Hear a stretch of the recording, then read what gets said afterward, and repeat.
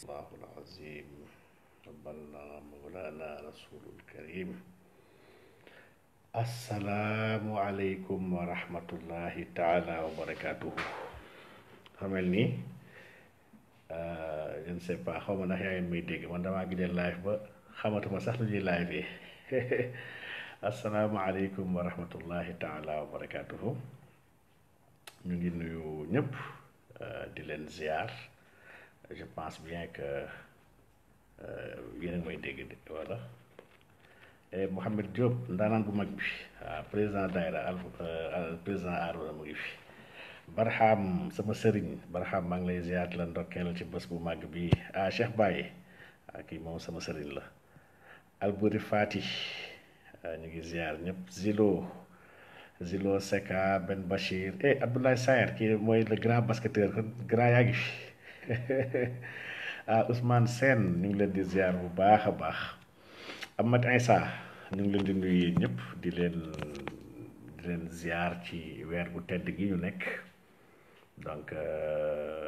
weer bu màgg bi ñu nekk muy Zul Hijja muy le 12e mois de l'année musulman, c'est le dernier,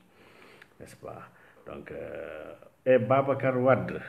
waaleykum salaam wa rahmatullah. Zouz Thiam ñu ngi leen di ziar bu baax. Youssouf Khadim rootuma dara maa ngi woon fii di nelaw rek laa fi nekkee. Donc di leen nuyu yéen ñëpp ci weer bu tedd gi ñu ne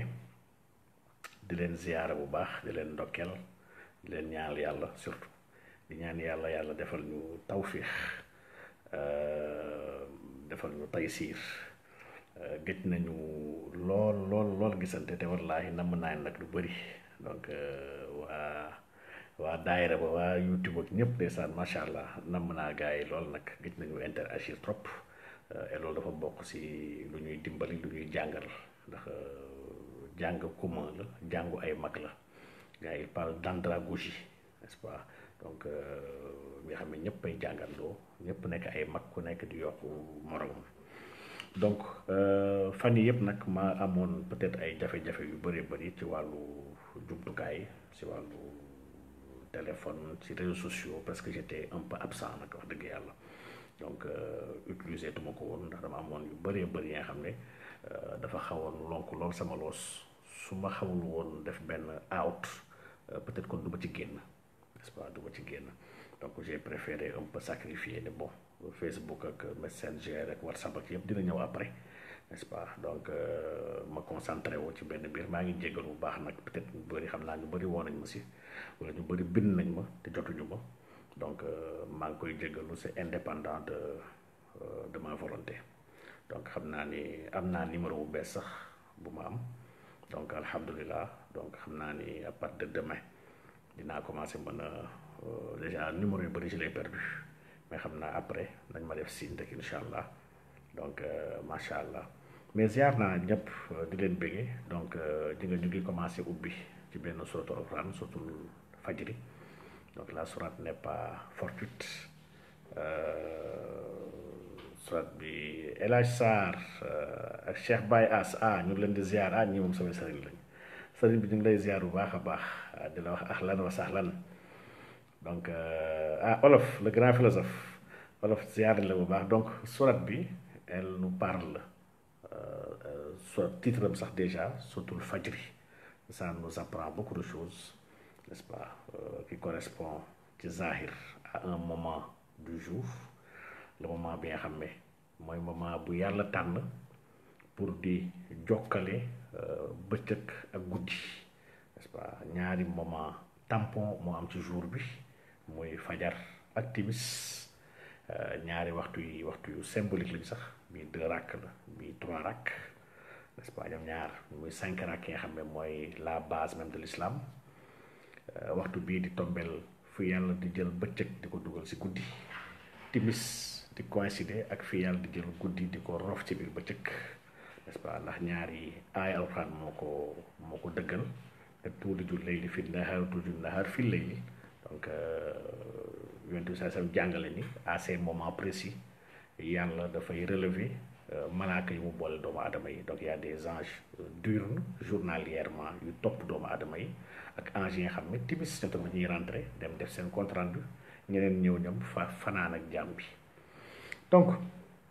si suutul fajri boobu yàlla mu ngi si fàttali lu bëri bëri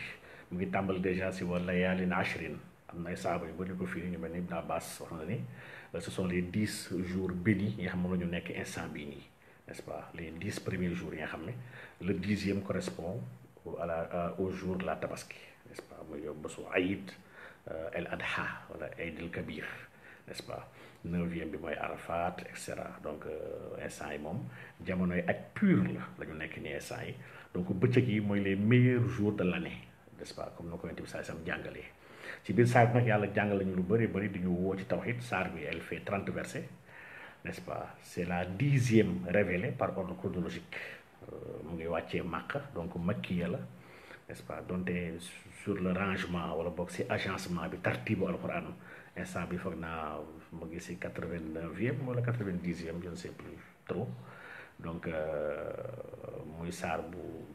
kon que makkiya la ndax Makka la wàccee saar yooyu dafa doon insister si wàllu tawhid ci wàllu gëm-gëm ndax à Makka boobu yenn ibadaat yi ñuy wax yëpp islam wàccagul woon on parlait pas encore de prière on parlait pas encore de jeûne waxaguñu woon waxu aj Makka n'est-ce pas waxaguñu woon waxu génnee azaka yi yëpp ponk yi yëpp nga xam ne ci ibadaat yi wàccagul woon maanaam diine gi mu ngi woon dans son naissance dans sa splendeur ni ko sa doon jàngalee n'est-ce pas ma si def benn parenthèse bu ndaw rek profilement maa ngi ko gis il est en ligne dafa am débat bu mu lancé ci biir benn message bi xam ne dama ko gis ci moom gis ni effectivement il a raison diine l'islam résumé wul ci benn rokki mi rokki suñu diggante ak borom bi maanaam si benn échange bi nga xam ne échange bi fayantoo la naa defal lii yàlla après mu defal ma lii donc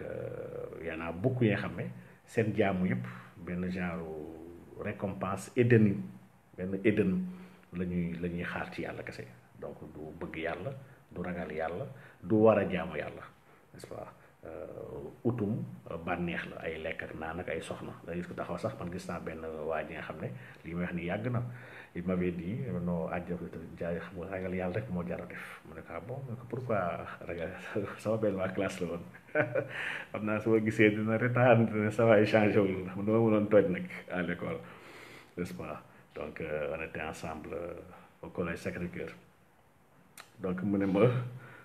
jaamu yàlla rek moo wóor mu ne ko lu tax jaamu yàlla kese am solo mais non soo jaamoo yàlla soo dee ba dem àjjana 6000 soxna ngay am te foofu amul sonn amul tële ndax man loolu dafa neex mu ne ko yow obsédé nga yow da ngaa sonn kese la jàpp donc pour dire que rek waruñu réduire suñu digganteeg borom bi ci ay lekk ay naan ay sëy n'est-ce pas yàlla wareef la ñu jàpp ko dafa di wareef daf ñu bind pour loolu n'est-ce pas xalaqtul jinni wal insi mu ne illa li yaabudun waaw moo naa Cheikh Ibrahim doon na wax ne tegginu sharia rek la waaye illa li yaarifun la maanaam kon dafa am martaba xam-xam yoo xam yàlla daf ko soxla suñu diggante ak moom waaye martaba mahabba maanaam mbëggeel suñu digg bëgg borom bi n'est-ce pas ànd ak wekk ko ragal ko lool nag n'est-ce pas donc donte nag sàkku àjjana aayul waaye nag sàkku jëmmu yàlla ji moo gën a kawe ragal safara wax dëgg yàlla aay na ci ñenn ci góor yàlla yi ndax safara dafa yelloowul ragal maanaam safara moom jaamu yàlla si biir jaamu bi yàllaay jara ragal yàlla ko jara ragal la ndax yàlla wax dëgg yàlla yàlla aji kàttan la aji sañ-sañ la aji mën-mën la kenn moomu ko yëgalul kenn ay mbiram kii ku jara ragal la donc saar bi kon saar la bi nga xam ne wax dëgg yàlla il nous rappelle au tawhid il nous rappelle dañu fàttali ay peuples yu bëri yoo xam ne jaar nañu fi avant ñun wax nañu waxu Aad wax nañu waxu Samoudi n'est-ce pas donc il nous rappelle lu bëri nga xam ne ñëpp dañu fi jaar ils ont pagaillé sur terre dañoo yàq suuf dañoo caaxaan dañoo outrepassé fi leen yàlla tracé loon dañoo fontu dañoo bàyyeeku woon dañoo nekkoon ci tooñ dañoo nekkoon ci lorante dañoo nekkoon ci lépp leen borom bi tere Dieu les a avilis Dieu les a châtiés Dieu les a effacés n'est-ce pas de la surface de la terre donc saar bi kon saar la bi xam ne mu ñuy wax mu ngi wax ak ñun jaamu yàlla yi dañ ko bàyyi xel bu baax a baax donc tey nag maa ngi wax nag ni amel naa leen ay live moom c'est vrai comme vous le savez rek am na ñu bëri ñoo xam ne fii peut-être xam nañ si dara depuis des mois peut-être j'ai pas utilisé yenn sama yenn numéro yëpp dama leen sànni woon fële ndax lu bëree bëri donc peut-être naa ko leeral après incha allah mais amel naa leen ay live nag par rapport ak axiru zaman dinaa ko def semaine bi parce que je suis revenu alhamdulilah axiru zaman bi dinaa ko def semaine bi incha allah yeggali ko ak vaccin yi ak lekk yi ndax ça m'intéresse vraiment beaucoup ba démb rek maa ngi siy def benn waxtaan ak ay des amis là sur la malnutrition kese nga xam ne sénégalais yu bëri xamuñu ko et ça tue ici en Afrique subsaharienne plus que soo boolee feebar yi gën a mag fii yi ñu xam n'est-ce pas muy tuberculose paludisme n'est-ce pas sida lii yëpp lu muy rey par at malnutrition kese li muy rey moo ko ëpp n'est-ce pas et malnutrition nag déficit la ci micro éléments yu nekk si biir ñam yi loo xam naa si ñëw après bokkut ak ràgg waaw Sénégalais yi bu ñu koy jaarle bokkut ak ràgg nit ki mën na ngand ndax les macro éléments yi nekk ci lekk yi mooy ay glucides ak ay et cetera suukar seeg yëpp yooyu nit ki mën na ko lekk am ko bu baax pataa ngand mais il est malnutri et malnutrition dafay jouer sur son système immunitaire ça rend beaucoup plus faible et su faible ça rend beaucoup plus exposé aux maladies moo tax travail bu gën a mag bi travail système immunitaire la pour gën a jox jumtukaay doomu aadama kattanal ko dëgëral ko pour mën a faire face à toutes ces maladies yu ñàkk solo yi nga xam ne ñu ngi koy wax te warul jaaxal nit dafa mel corona bi sax ci la bokk lu ñàkk fay man laa ko jàppee xam nga depuis le début je suis constant nag donc Malick Sy waaw Malick Sy d'accord naa donc compte courant des lives déficitaires mais dinaa ko équilibrer sous peu incha allah noo leen di bàyyi usu noo leen di ziar naa la bu baax a baax donc fi may tàmbalee nag balaa may dugg parce que boobu ba léegi live man ça fait des mois defuma live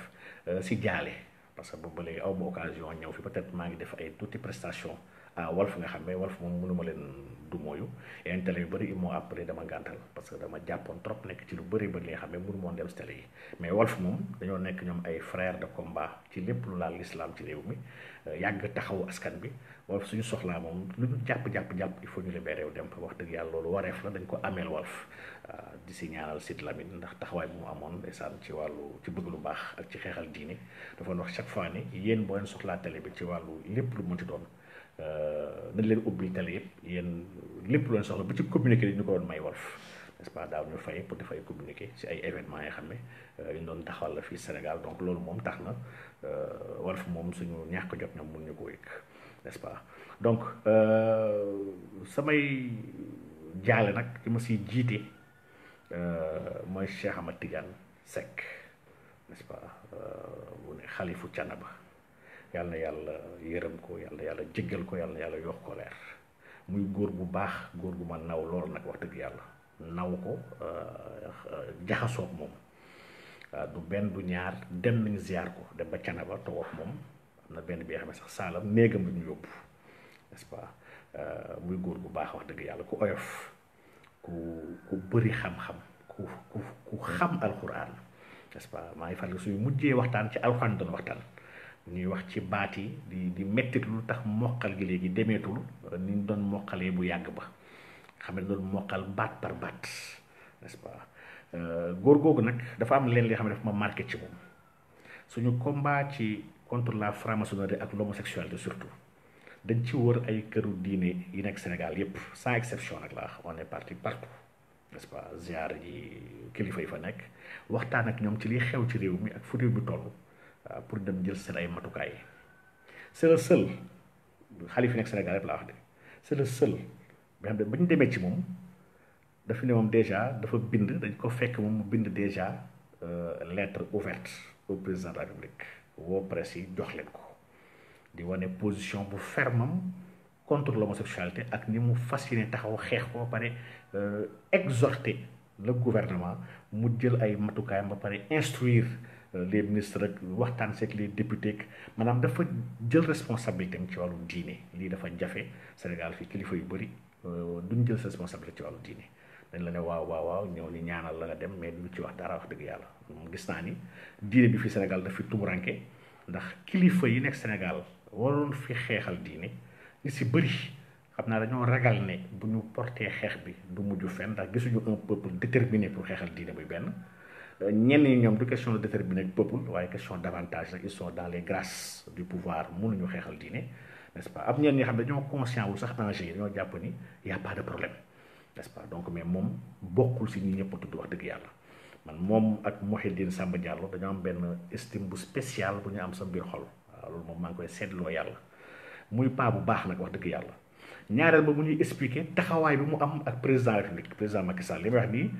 ku mel ni Ababacar Mboup mu ngi fa woon donc ñoo nekkoon ku mel ni Oustaz Makhtar Sarr mu ngi fa woon ni ñoo àndoon périple la woon donc je parle si média muy expliquer ak Adama Mboup bu comité de défense des valeurs voilà ñoo àndoon muy expliquer ni moom bañ na ko sax léegi ba ci wàllu aj màq yi yëpp sax billet yu état tàmm maye moom dañ ko ci génne léegi presque maanaam il n'est plus dans les grâces maanaam jàppalewuñu ko état jàppale ko taxawu ko mu ne waaye moom loolu yoonam nekku si moom diina la fi nekkal soxlawul buur di ko neexal waaw moom wax dëgg yàlla la fi nekkal lii moom message bu extraordinaire la bu fort bi nga xam ne maanaam il a su dépasser et transcender l'aide de l'état du Sénégal lii moom lu may rafetlu la lu may màggal la ci góor googu wax dëgg yàlla exemple la dëkk boobu di Thiénaba nag gis naa ni Sénégal ñu bëri ñoo xamul dëkk boobu dëkk la bi nga xam ne dëkk bu tegu ci sunna la dëgg la bi nga xam ne charia moo leen tënk dëkk la bi nga xam ne wax dëgg yàlla liñ ko sant ci ñoom xeexal diine ba soo wax nañu si benn jotaay bi ñu demoon beneen yoon mu ne ñun suñu makk doom yi nga xam ne Amari Ndaar Seck Thiénaba suñu maam moo sant ci dëkk bi dafa doon jihadiste la woon makk doom yi nga xam moom la yoroon mu ne ñun suñu bos sànniwuñu ko te mayewuñu ko mu ngi fii ba tey chaque gàmmu dañ koy génnee dóor te fu ñu islam soxlaa pour ñu dóor ko dañuy taxaw dóor ko da nga gis ne kon il a une vision très défendre l'islam il a le sens de la responsabilité moo tax dëgg yàlla ci tribune bii maa ngi ciy profité ci seen kanam leen seddaloo lii yëpp nga xam ne peut-être jot naa ko dund ak moom n'est-ce pas te nit nag dañuy seede rek lu ñu xam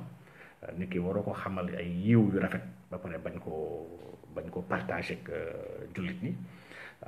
bu doon dañ ko xamal lu ñaaw da nga ko war a noppee waaye alhamdulilah xamul ñu ko dara lu ñaaw wax dëgg yàlla donc muy mag bi nga xam ne naw nañ ko trop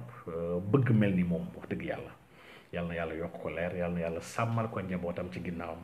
yàlla na yàlla dëgëral taxawaay ki ko wutu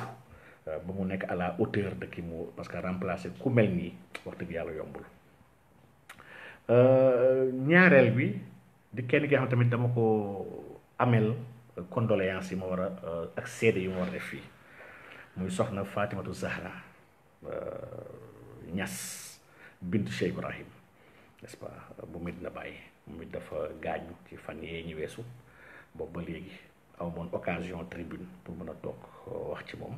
aw mu occasion jaale ko njabootam aw mu occasion jaale ko Sénégal yépp soxna la bi nga xam ne référence la te modèle la pour ñaari choses benn bi soxna c'est une lettrée ku jàng la ku xam diine la ku jàng alquran la ku jàng science islamique la muy benn waaye ñaar soxna la ci melokaan lu tax may soxla ci melokaan Cheikh Ibrahim daf ko maye te dafa am seede yu bàyyi seede ci moom en tant que doom waaye en tant que nit ku mu xam pas papa ak doom mais nit ki mu yar xam jikkoom mu seedeel ko sëñ Aliou Cissé lu tax nag man dame boobu marqué ma une très grande dame parce que kenn ci ay doom dama ko miinoon lool ba pare xam ko mu dimbali ma mu participer ci sama éveil spirituel participer ci sama éducation spirituelle muy imam Hassan Cissé qaddasallahu sirrahu góor yàlla bu kamaalam nga ko góor yàlla bi nga xam ne bu am ñaari tànk yi mu doon doxee jàng diineem lool te xam ko waaye jàng tamit jàng tubaab il a fait la philosophie jàng na ci université occidentale yi ba doctorat am aux États-Unis mu nekk ku yeewu ci xam-xamu àdduna ku yeewu ci li xew ci jamono maanaam posture kilifa diine Imam Hassan dafa neex a naw te dafa neex a fonk maa ngi fàttaliku du ma sax nettali jotaay peut-être yi ma am ak moom toog moom waaye naa wax rek ne dafa am leen li nga xam ne télé lañ ko wax télé te lu am solo la ki ko waxoon tamit gaañu la benn journaliste la woon yàlla na ko yàlla yërëm yàlla na ko yàlla yokk leer dafa toog Imam Hassan laaj ko ne ko sëñ bi yow lu tax dégguñu la mosuñu la dégg ngay joxe si élection yi dégguñu la jamais ngay joxe consigne da nga war a jox consigne taalibe yi. Imam Assane Cissé tontu ko ne ko man yellul ci man may joxe ay consigne de vote citoyen laa damay voté nag waaye sama biir taalibe yi daf si am ñett daf si am ñi nga xam ne dañoo ànd ak nguur boobu jamono boobu Ablaye dafi nekk mu ne ko am ñi nga xam ne dañoo contre nguur ñu ngi si opposition am ñenn ñi nga xam ne ñoom dañoo talul nguur ni opposition yi yàlla lañu siq ma xam ne su ma joxee consigne pour nguur gi dinaa frustré sama taalibe yi nga xam ne dañoo nekk ci opposition su ma joxee consigne pour opposition dinaa mettre mal à l'aise sama taalibe yi nga xam ne ñu ngi ci nguur gi su ma prononcé woo di digalaate dinaa créer malaise si biir mbooloo bi nga xam ne yàlla lañu séquma ak ñoom politique moo tax je préfère sama opinion ma téye ko ma bàyyi ku nekk en âme et conscience ma fàttali ko nag lan la yàlla wax ku nekk dem voté ko lii exemple la bi nga xam ne waruñu tàyyi di citer ku mel nii si jamono wax dëgg yàlla dégg naa bés ak Moustapha Niass moo doon wax loolu ne ba Cheikh Ibrahim làqoo boobu temps moom étudiant la woon en 1975 parce que moom les derniers jours de Cheikh Ibrahim sax moom moo ko passé ak moom en Angleterre donc ba mbir yi passé ndeysaan boobu Moustapha Niass il était dans l'appareil d'État mu ngi woon fetu Senghor il avait tout fait pour faire nommer Imam Assane Cissé ambassadeur ba mu demee seet Senghor waxtaan ceeg moom ba pare ñëw wax ko genre j'ai décroché quelque chose pour toi kontaan imam daf ko tontu ne ko man sàkkuwuma nekk ambassadeur benn dëkk ma ko noonu lay yóbbu dëkk bu am solo bi nga xam ne kenn la sànni dëkk yu ndaw yi dëkk yu am solo yi nga xam ne si Europe fi mu ne Angleterre parce que yow jàng am nga xam-xam jàng si jàng tubaab bi maîtriser nga anglais yow ay Angleterre nga États-Unis laa la xaatal yow sax ne ko man soxlawuma nekk ambassadeur encore moins nekk ministre ni président yooyu yëpp bàyyee naa ko ñi nga xam ne ñoo ko soxla man dama am mission buñ ma dénk mooy toog si jumaa ji jiite jàngale diine yéen ci Yàlla Muhammad sallallahu alayhi wa sallam loolu doy na ma man mission te gisuma mission bu ko gën a kawe gisuma mission bu ko gën a noble donc réponse bi mu ko wax nii lii daf ma neex trop ci imam Assane xam naa ne su ma waree wax ci moom dafa am ñaar ñi nga xam ne su may wax si ñoom xam naa ne du ma pare te xam naa ne dafa dara tooyal sama xol muy imam Assane Cissé ak Cheikh Ibrahim Sall ñaar ñi ma wax dëgg yàlla je les dois beaucoup je les dois trop sax mënuma leen fay moo tax di leen ñaanal rek laa mën ak di seede si ñoom di fàttali seen ay jàngale ak seen ay wax li bëri li may wax seen ay wax la ñoom donc je partage avec vous di ñaan yàlla mu njariñ leen ci barke Maulana Rasulillah sallallahu alayhi wa sallam donc ñaar ñi moom bëggoon naa andi hommage bu spécial si ñoom parce que dama leen côtoyer xam leen n'est-ce pas ñetteel bi di Cheikh Pape Malick Sy xaw ma ko woon nag malheureusement miinu ma ko waaye maa ngi koy jaale tamit ay mbokkam di ko jaale taalibe yi di ko jaale ñëpp gis naa jamono yooyu mu génn àdduna na kenn sax sama xarit bi xam daf ma woo dama mais pourquoi jaale woo ñu Pape Malick donc pour dire que Sénégal daa mujj métti soo waxul sax leen da nga war a wax lu tax waxoo ci lii genre nangam ak nangam te yàlla xam na ni c'est absolument rien waaw ñu ngi koy jaale ñëpp dégg naa ci moom nag leen li nga xam ne sama mbokk sama xarit oustaz Fata Sarr moo ma ko wax donc te loolu kontaan naa ci trop daf ma ne Pape Malick amul kër ba ni mu làqu amul kër donc il était en location et pourtant famille religieuse la bokk wax dëgg yàlla am kër rek am ay moyens jomb ko woon waaye il a préféré am benn effacement ba pare maandu ba ci oto sax ne ay taxi la doon jël di ànd ak nit yi parce que dafa effacé woon te bëggul woon jël xaalis bu xamul loolu nag oustaz Fata wax ma loolu man dafa ma neex trop parce que man dama gëm modèle bi nga xam ne nitu diine yi ñoo ñu ko war a jox ma loolu dama ko gëm sincèrement man dama jàpp ne su faute mënee am sax nitu àdduna yi mën def ay faute na bu leen neexee mais pas nitu diine yi ils n'ont pas le droit n'est-ce pas donc moo tax même bu dee nitu diine je suis beaucoup plus sévère ak nitu diine parce que ñoom ñoo ñu war a defar ñoo ñu war a jàngal ñoo ñu war a teg ci yoon bu ñu jàddee ñoo ñuy gindi ñooñu wax dëgg yàlla yenn yow amuñu droit def ko bu ñu ko defee man j'ai très mal wax dëgg yàlla très mal donc ñu ngi koy jàllale nag ñëpp wax dëgg yàlla ki ci des nag te mënu ma koon tam ñàkk tudd même bu dee minante wuñu woon waaye bokkoon nañu combat yu bëri muy imam Bamba Ndiaye donc bokk nañu ay jotaay yu bëri yi nga xam ne yii ay jotaay conférence la yii ay jotaay réunion la nga xam ne dans le cadre ànd sàmm jikko yi n'est-ce pas mu nekk ki nga xam ne ce que je retiens de lui parce que nit moom ñaari mbir a fi nekk nit c'est un bilan bu positif ak bu négatif Yonent bi sallallahu alayhi wasallam tere nañu si nit bu làkku sax ngay wax lu négatif ci moom gis naa kenn ku bind ay affaire yu négatif ci moom et j'ai eu très mal même bu dee parce que bokkut ak moom rek courant politique moo tax Yonent bi sam jàngalewul loolu fal yaqul xayr aw li yasmut dafa ne waxal lu baax wala boog tais-toi n'est-ce pas lii mooy la règle pour quelqu'un bi xam ne ki yem moo wax dëgg yàlla donc xam naa ne jeunesse bi yëpp il a donné di xeexal l'islam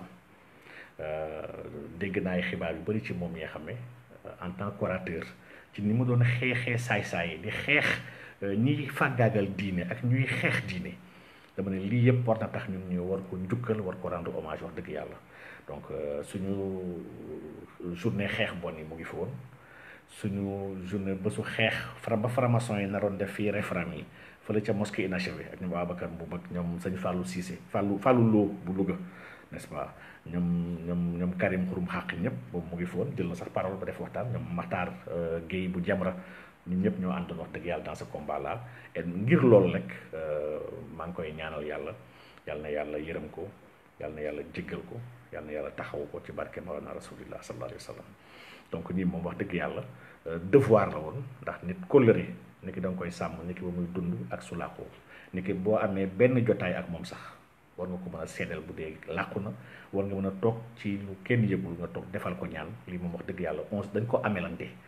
amelante yàlla na yàlla gërëm leen ak ñañ fa fekk ñi tamit ñëpp yàlla na yàlla jéggal leen yàlla na yàlla yeesal seen yërmande si ñoom ci barke weer bu tedd gi ñu nekk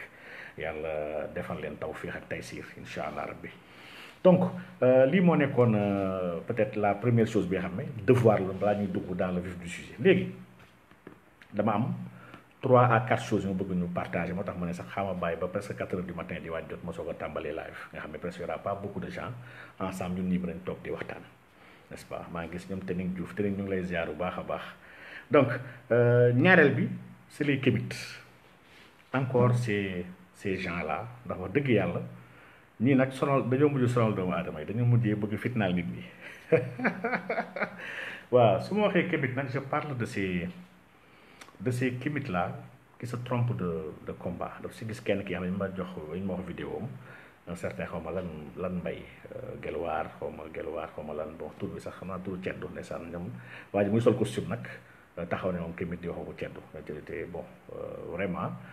ceddo yi ñoom di wax ay français nag yu am solo français yu Molière yi nga xam ne daal yu Molière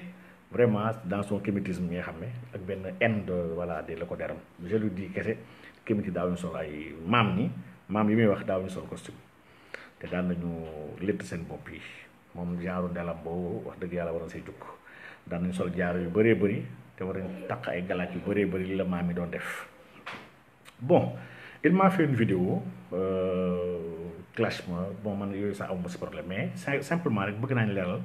4 choses yi nga xam ne balaa ñuy jàll parce que xam naa ne man dinaa def benn live sur les kémites et Adja Yacine ñu ngi lay ziar bu wér a wér waaw yow ma war nañoo wax donc macha allah Modou Kane ñu ngi lay ziar bu baax a baax donc 4 choses yi nga xam ne pour man jar na mais dinaa si def live spécial sur le kémitisme parce que war naa si def benn live numéro 2 waaw loolu moom man maa ko amee sama bopp mais 4 mbir rek laa bëgg leeral ci waxam bi si njëkk ñoom dañoo jël Cheikh Anta Diop def ko benn genre ne mooy seen prophète moo leen libéré moom mooy seen modèle bon c'est un peu contradictoire et c'est ba pare dama jàpp sax ni lii c'est de la malhonnêteté intellectuelle Cheikh Anta Diop mosul nekk di xas ay yonent wala muy saaga ay diine jàmbur Cheikh Anta Diop jullit la woon en dehors de jullit bu mu nekk taalibe Serigne Touba la woon n'est-ce pas Cheikh Anta Diop bu doon dem seen Cheikh Gaïndé Fatma n'est-ce pas si suuf doon toog donc il faut pas prêter à une personne des convictions idéologiques qu'elle n'avait pas maanaam Cheikh Anta Diop moom dund lu woon li ngeen di wax nii le kémitisme nag en tant que courant ne man je suis kémite en tant que courant politique courant économique qui dit que ñun Afrique on a longtemps subi basta doy na dañoo war a yeewu dañoo war a àndandoo on a presque des mêmes problèmes on doit s'unir pour mën a avoir des solutions à nos problèmes on doit s'affirmer culturellement nous ne devons plus être dépendants n'est-ce pas économiquement nous ne devons pas être dépendants politiquement nous ne devons pas être dépendants maanaam cette bataille là cette guerre autour de la souveraineté kémtis boobu képp kuñ ci woo da siy uyu n'est-ce pas loolu tous les Africains le nourrissent qu'ils le disent ou pas waaye nag s'il s'agit nag léegi de tarxiis pour dugg si diine li dama jàpp ni saay-saay yi bañ africains yi booloo nekk benn ñoo gis ni prox ndoll bi y a des religions suñu laalee la culture la religion on peut rediviser encore ces africains là ñoom ñoo promouvoir ce hérésie boobu du ma sax wax courant lâcheté boobu nga xam ne ñee ñu ngi ko jël di xas ak di saaga ay gëm-gëmu jàmbur donc loolu moom du ma ci yaatal waaye premier point bi nga xam ne Cheikh Anta Diop moom saagawul yoon ci Yàlla Muhammad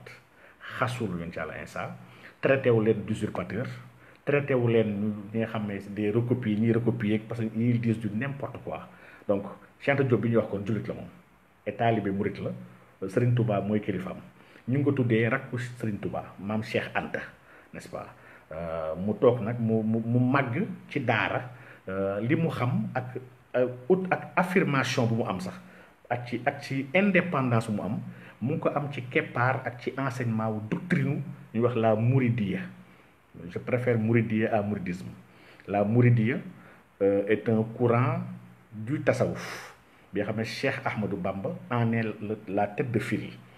basé sur la sunna du prophète sallallahu alayhi wa sallam parce qu'il est le chantre du prophète moom xaadim la ci rasulillah sallallahu alayhi wa sallam tegu nag ci alquran ndax moom waa jamonoom sax moor lañ koon wooyee moor nga xam ne moor titre la bi nga xam ne ku maîtriser lu alquran kenn du ko jox il aimait le Coran kaddu bu ko gën a neex bu ko nit doon defal mooy mu ñëw mu bind alquran may ko teral alquran bi teral alquran di ko teg ci kaw lalam xam ne kii moom wax dëgg yàlla sa voix fondement am c'est le Coran et la sunna am nag leneen lu ñuy wax mouridisme li nga xam ne lii ay caaxaan la mbiru folklore kese la bi nga xam ne mu ngi fi mu ëpp ay mbooloo nag ndax authenticité bi maanaam brut bee dafay sonal ñu bëri bëgguñ cee nekk ndax dafa ne arrangé wu leen donc ñoom il préfère nekk ci lële xam ne rumbul maa la yëfu maa tey la wax lu la neex la saagawaate man lii wax dëgg yàlla taxu ma wax te intéressé wu ma donc moi je parle pas de mouridisme je parle de la mouridia Cheikh Anta Diop était dans la mouridia c'était un mouride n'est-ce pas donc muy benn ñaar à vous les Kémit dama jàpp ne vous souffrez benn inconsistance intellectuelle dans vos argumentaires ndax Cheikh Anta Diop Sy a démontré que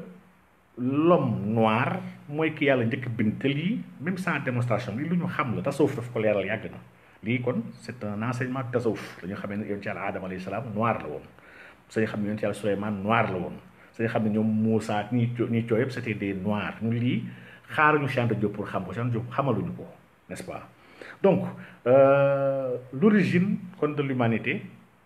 noire la et continent africain la ay spécimens sont sortis du continent Cheikh Anta Diop joxe na à peu près yan jamono la génn yooyu am avec la vallée de l'Indus dans le Moyen-Orient évolué dem vers l'Europe après avec le détroit de Bering ñu egg peuplé Amérique le peuplement du monde s'est fait à partir de l'Afrique lii mooy la théorie défendue par Cheikh Anta Diop n'est-ce pas li ça sous-entend lan ça sous-entend que l'homme blanc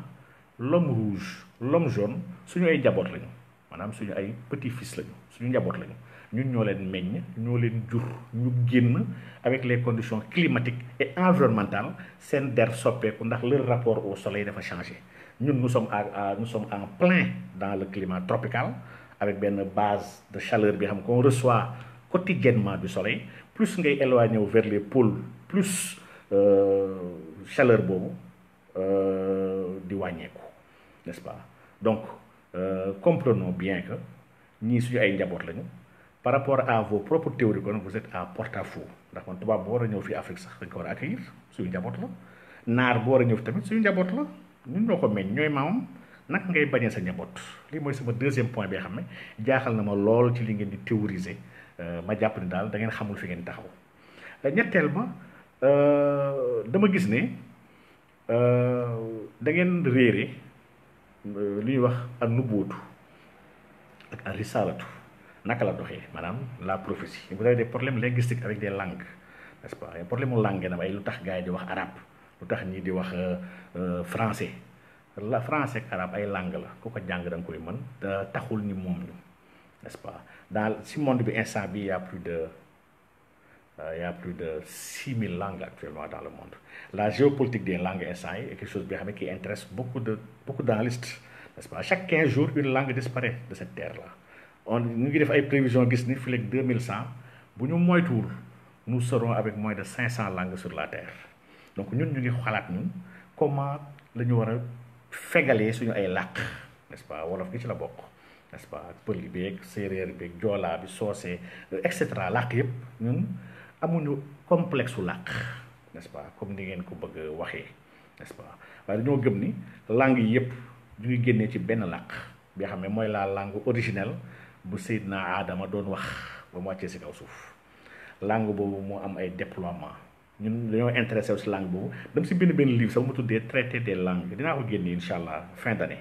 n'est-ce pas, bi nga xam ne je montre les 7 générations de langues yi nga xam moom la yàlla bind ci ësal ci njëlbeen langue bu nekk fan la nekk ci niveau boobu. Je montre et je démontre dans ce livre-là que le Wolof fait partie des langues les plus pures et les plus élevées dans la hiérarchie. Maanaam ñun ñoo gën a jege la langue originelle que sax les langues là les français làkk yi gars yi làkk, n'est-ce pas, suñu làkk bi xam-xam dëgg la, n'est-ce pas, ñuy dox ci wàllu maarifa sax ñuy dox ci maarifa te dégg wolof bu ñuy wax wolof dañu xam nu wolof nekkee xam-xam, n'est-ce pas. waaye loolu moom ba den débat la maa def leen dépassé yéen kii yi. Donc je disais kon problème mu langue du problème on peut en parler beaucoup, n'est-ce pas. Man je parle une dizaine de langues taxul ethnie yooyu wala xeet yooyu moomuñu ma, n'est-ce pas. Sama wolof yi ma gën a làkk bu mënti doon, n'est-ce pas, waaye nag su ma son sama sago moom ma mën 6000 langues yi nekk ci àdduna yi son sama sago ma xam ko ndax xam du wàññi doomu aadama te du ko lor da lay yokk kese. Donc nous n'avons pas une croisade contre les langues. Nous n'avons pas de croisade contre des couleurs de peau doomu aadama yi ndax ñi ñëpp tamit ay suuf la da ngeen xamul kon ni yàlla bindee doomu aadama bi ñu bind aadama suuf yi ko bind li tamit dafa am tradition dafa am taarix yan suuf la yàlla bindee aadama am suuf yoo xam ne dañoo nangu ak suuf yoo xam ne nanguwuñu, n'est-ce pas. Donc suuf yooyu naka la war a développer suuf su ñuul seeg suuf su weex si suuf su xonk bi ak suuf su jaune bi, n'est-ce pas, ba ci yeneen mbindeef yi kon yéen normalement vous serez surpris boo leen waxtaanee ak suuf yanke yu mel ni ñun ba ñu wax leen taarixu yeneen njabootu aadama yi xam ne nekkuñ ci terre bi amuñ sax couleur yi, n'est-ce pas, kon su leen ko waxee da ngeen di daw yéen. Donc pour dire que vous êtes trop limité ci li ngeen di bëgg a xeexee doomu aadama yi. Donc condamner l'islam wala le christianisme parce que c'est importé, non parce que diine yooyu cosaanul Afrique, c'est méconnaître la mooy diine comme vous le dites, vous dites que religion mooy lien waaye il faut ngeen comprendre nag ni kon diine yi ñëpp ñoo bokk benn source. Fii y a pas de plagiat comme lu may gis yenn comité yi di jéem a insuler ay genre waaw parce que monothéisme fii la fekk nekkoon à Afrique dañ ko plagier. C'est faux, y a pas de plagiat. Je vais vous donner un exemple bu ndaw. Exemple le déluge bu yonent yàlla Nuh alayhi salaam. Nuh ne s'appelait pas Nuh tamit il s'appelait Hamzara, n'est-ce pas. Nuh vient du verbe naaha nga xam ne mooy kiy jooy li dafa am histoire tamit ci ginnaaw du ma ci dugg waaye bu ñu delloo ci taarix boo demee sur les textes mésopotamiens di nga fa fekk déluge avec la légende de Gilgamesh, n'est-ce pas. di nga fa fekk ay histoire yu bëree ak ñoom Anu ñoom Ninurta et cetera ñoom Enlil ba nu muy jeexee yemul si ñoom. Platon soo demee chez les Grecs Platon parle de déluge bu am ci àdduna bi wala rey ñëpp ba mu des ñenn ñu nekkoon ci benn plateau ay montagnes, n'est-ce pas, il en parle. Boo demee chez les Grecs même chose le déluge de Deucalion mu tamit parle de benn déluge bu amoon ci àdduna bi ñëpp dee ba mu des ñaar Deucalion ak Pyrrha ñoom ñaar kese la Zeus épargné. Donc c'est juste pour vous dire que ce même problème là maanaam déluge bi à travers des cultures yoo xam ne dans l'histoire amuñu woon rapport laalantewuñu waxantewuñu chez les Amérindiens, chez les Chinois, chez les Arabes, chez les Africains, chez beaucoup de peuples, ils disent la même chose. Loolu benn chose la mën a signifier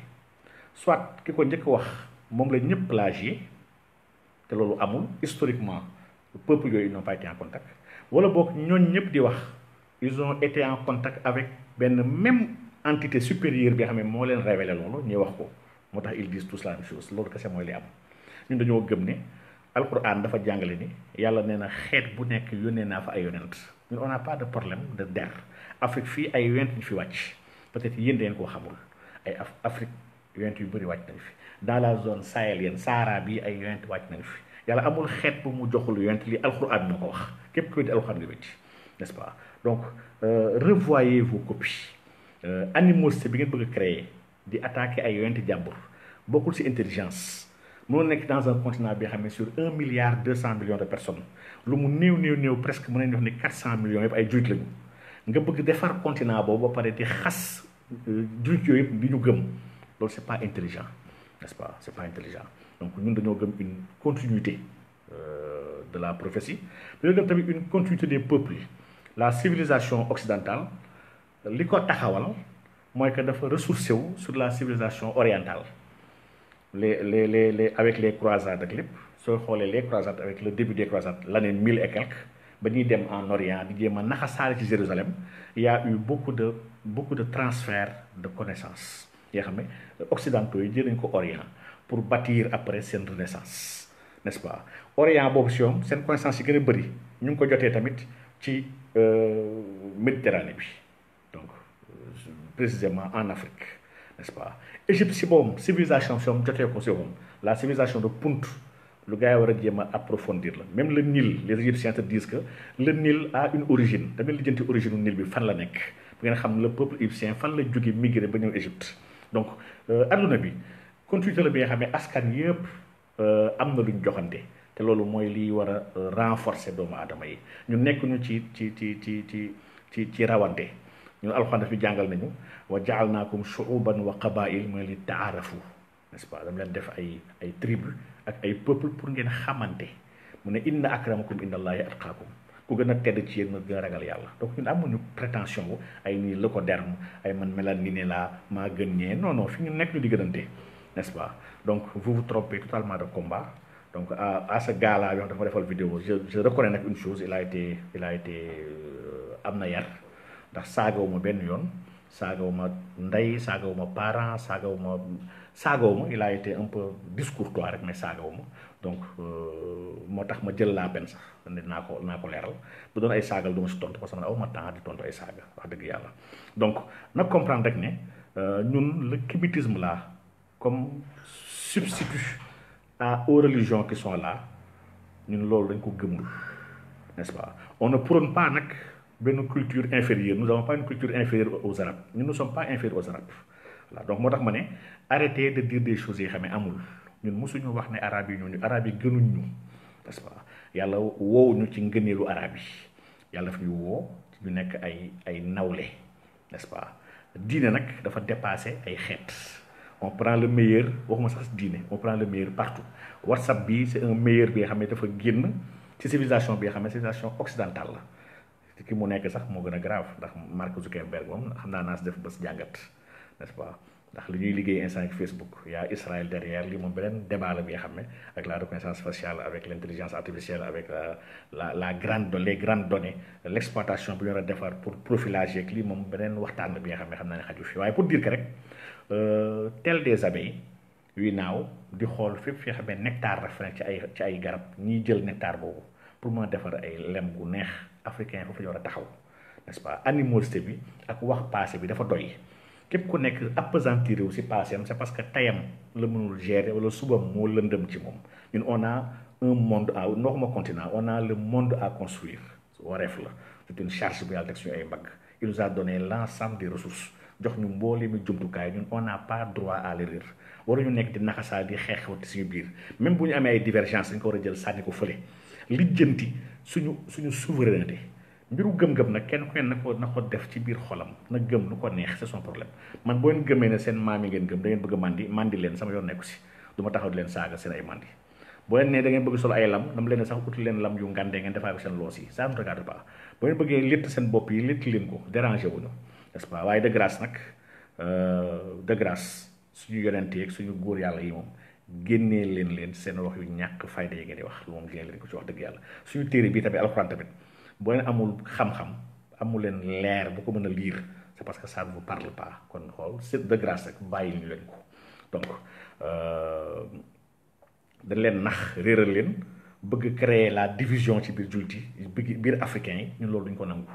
ñun nous vivons en harmonie avec les chrétiens yi dérangé wuñu n'est-ce pas chaque fois moo ko fi si live ne man ñun nous sommes plus chrétiens que les chrétiens waaw ndax dañoo gëm ñun ci yàlla instant dañ ko topp ñun amuñu problème ak ay problème bu diine du suñu problème notre rapport à Allah subhanahu wa taala est un rapport direct est un rapport personnel mbindeef mënul dox suñu diggante ak borom bi n'est-ce pas ñun on n'a pas besoin de clergé donc ay tur yi nag c'est vrai que jullit ci fi jiitu woon n'est-ce pas ñoo fi nekk ci ay tur ak ay nangam ak nangam tur tamit choix la n'est-ce pas je ne crois absolument pas que jël sa tur tuddee sa doom par exemple Omar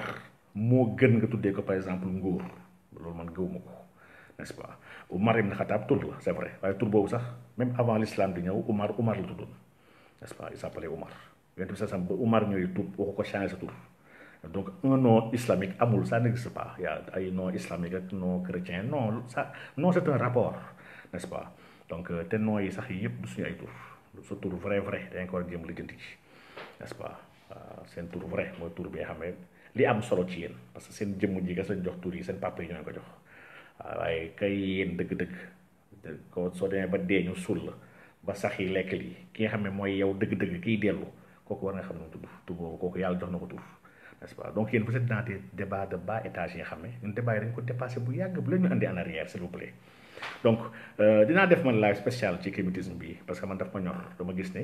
c'est un assaut bi nga xam ne franc-maçon saay yee xam naa ne nañ ko jël def ko bunt pour jéem a gën a xeex diine yi muy l'islam ak christianisme te loolu moom wax dëgg yàlla ñu mën nga toog leen sant ci loolu donc lii moom c'est un autre problème donc pour dire que kon dem leen ngeen gëstuwaat encore histoire di ngeen xam ne beaucoup de choses semblent outé waaye des fois la frontière elle est très temps yi peut sax kii mu ngi wax di leeral ni baatu caabi chez les hindous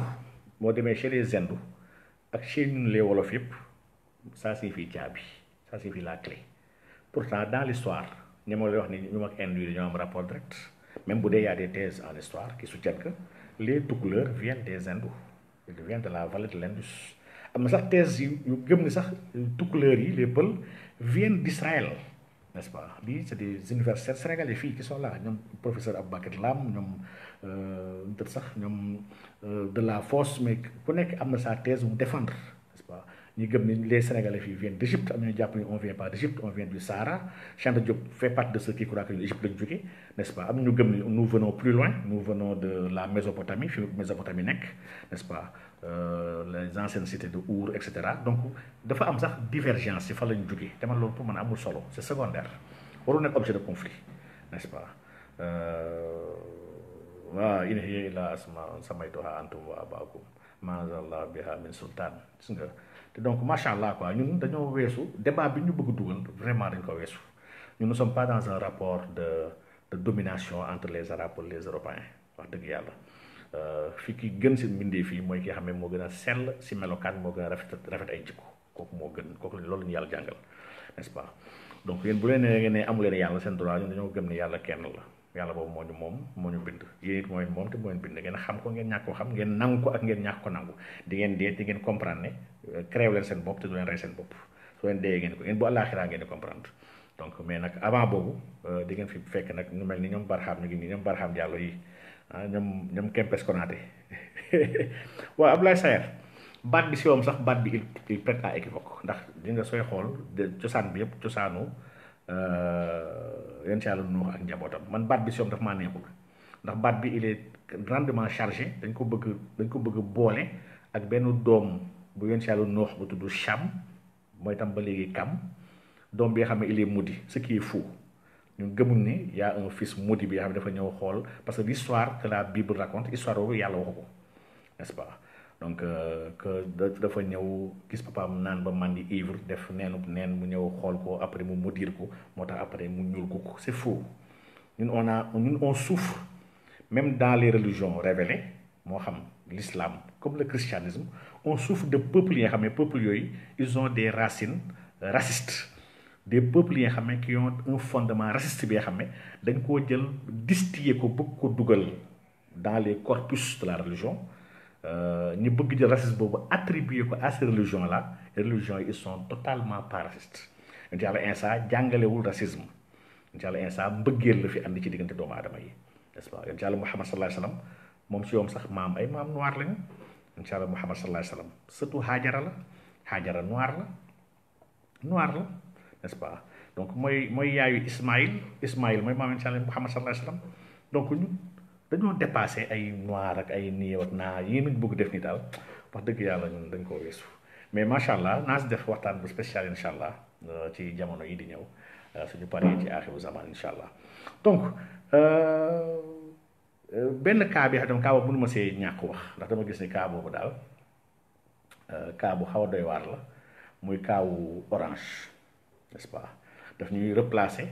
ci débat wu souveraineté numérique ndax man souveraineté bi dama jàpp sax mooy souveraineté instant yi bu ëpp solo ci àdduna bi bu ngeen bàyyee xel maa ngi wax ne dafa am benn hégémonie bu état yi amoon n'est-ce pas depuis le traité de Westphalie c'est problème mu empire la woon lii c'était après la guerre des 100 ans en Europe donc il y avait problème bi ay royaume la woon yi nga xam ne incarné par des personnes ak seen familles n'est-ce pas des rois des empires des empereurs yooyu dem ba jamono bi nga xam ne y a eu des révolutions portées par des maçons qui voulaient plus d'une famille bu leen di diriger n'est-ce pas on a créé des institutions yi ñoo ñu war a diriger incarnées par des personnes yooyu qui viennent de partis man moo tax may régime yi du démocratie waaye partitocratie la maanaam c'est un pouvoir qu'on alloue au parti n'est-ce pas des fausses démocraties ndax démocratie moom mooy le peuple s'administre directement ñun on s'administre pas on nous représente n'est-ce pas waaye nga gis ni kon ba jusqu'à le monde d'après-guerre on était d'après-guerre cette grande guerre là de 1939 à 1945 que les gens appellent mondiale man mënu ma ko woowee guerre mondiale parce que man elle n'a pas été mondiale wax dëgg yàlla c'est encore les Européens qui croient que ñoom ñooy le centre du monde ñoom bu ñu defee benn escarmouche bu ndaw sax pour ñoom elle est mondiale ñoom pour ñoom ñooy monde bi en réalité donc après cette grande guerre là mais il y a eu benn glissement de l'épicentre du monde rappelez-vous coow yi nga xam ne les grands géopolitistes ñu ko doon waxee ñoom Spikeman ak ñu si bëri entre le Heartland le Rimland et cetera yi moom les géopolitistes yi may déglu ñoom xam nañ ni cette bataille stratégique là autour des intérêts autour du centre de puissance maanaam l'épicentre de la puissance de la Terre man la fan la puissance bi nekk parce que am na ñu dem ba jàpp ni la zone eurasienne maanaam l'interland bu ko maîtriser yaa maîtriser monde bi am ñu jàpp ni ko am maîtrise ci Pacifique bi yaa moom monde bi donc ku nekk am na vision ak benn théorie il y a des écoles qui sont formées il y a l'école allemande avec la géopolitique n'est-ce pas il y a l'école anglaise l'école française il y a l'école américaine bon ñun sax on dañ créé une école sénégalaise donc la doctrine ne s'est pas encore bien formée mais retenons que à ces états là donc à ces républiques là dafa am ay acteurs yu bees yu commencé changer yu commencé donnu état yu acteurs yooyu man je les appelle les ATM n'est-ce pas les acteurs transnationaux mooy entreprise yu mag a mag yi des firmes boo xoolee les modèles ñi nga xam ne actuellement ñoo gën a dëgër exemple bu ndaw laay joxe Facebook année dernière soo xoolee chiffre d'affaires am tolloo na ak 168 pays yu gën ci àdduna bi seen PIB boo leen boolee mooy chiffre d'affaires Facebook n'est-ce pas Google kazaalika c'est presque 143 pays n'est-ce pas Apple, c'est 138 pays, n'est-ce pas? Microsoft, c'est presque 112 comme 113 pays. Donc, on sait que ce qu'on appelle les GAFAM aux États-Unis,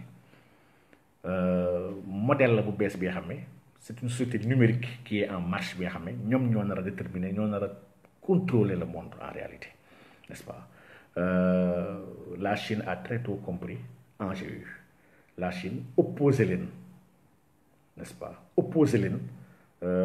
Ce même modèle-là, en créant les BATX, n'est-ce pas? Baidu, Alibaba, Tencent et Xiaomi. Ils font presque la même chose que ce que font les GAFA aux États-Unis. Mais ils ont tout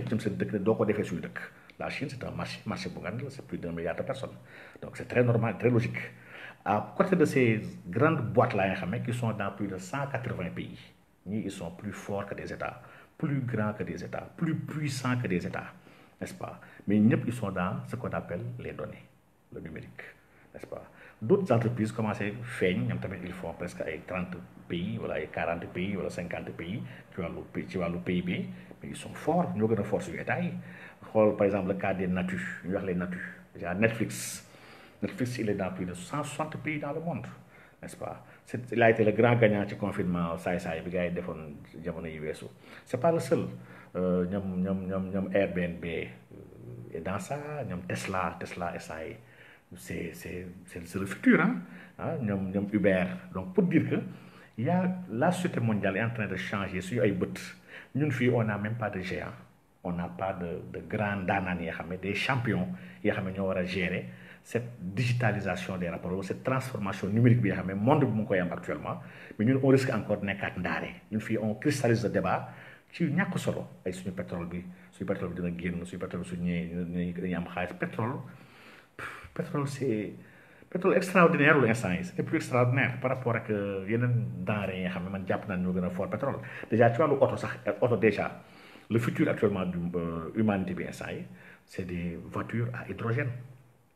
wala voiture électrique yu marché ak électricité donc lii mooy enjeu mais pas ay gasoil ay sax ay gasoil ay essence lii nekkatul enjeu bi instant yi n'est-ce pas donc ça c'est pas encore tari noonu demaat encore les réserves en tout cas fii bay 80 à mais le mix énergétique tax na instant yi énergie bi kay war a xalaat c'est des énergies géothermiques comme Islande li muy def instant yi dans son pays c'est des énergies yi nga xam ne des énergies renouvelables yi nga xam ne bon un mix avec l'éolienne avec voilà le solaire et cetera quoi un peu de nucléaire mais monde bi fi mu nar a dem ñun africains yi ba tey dafa mel dañoo nekk ci benn modèle u 20e siècle dañoo nekk di utiliser suñu ay ressources mel ni ñuy évoluer dans un 19e siècle nekk en phase de rattrapage ay dëkk yoo xam ne c'est pas la bonne posture n'est-ce pas c'est pas la bonne posture donc en matière numérique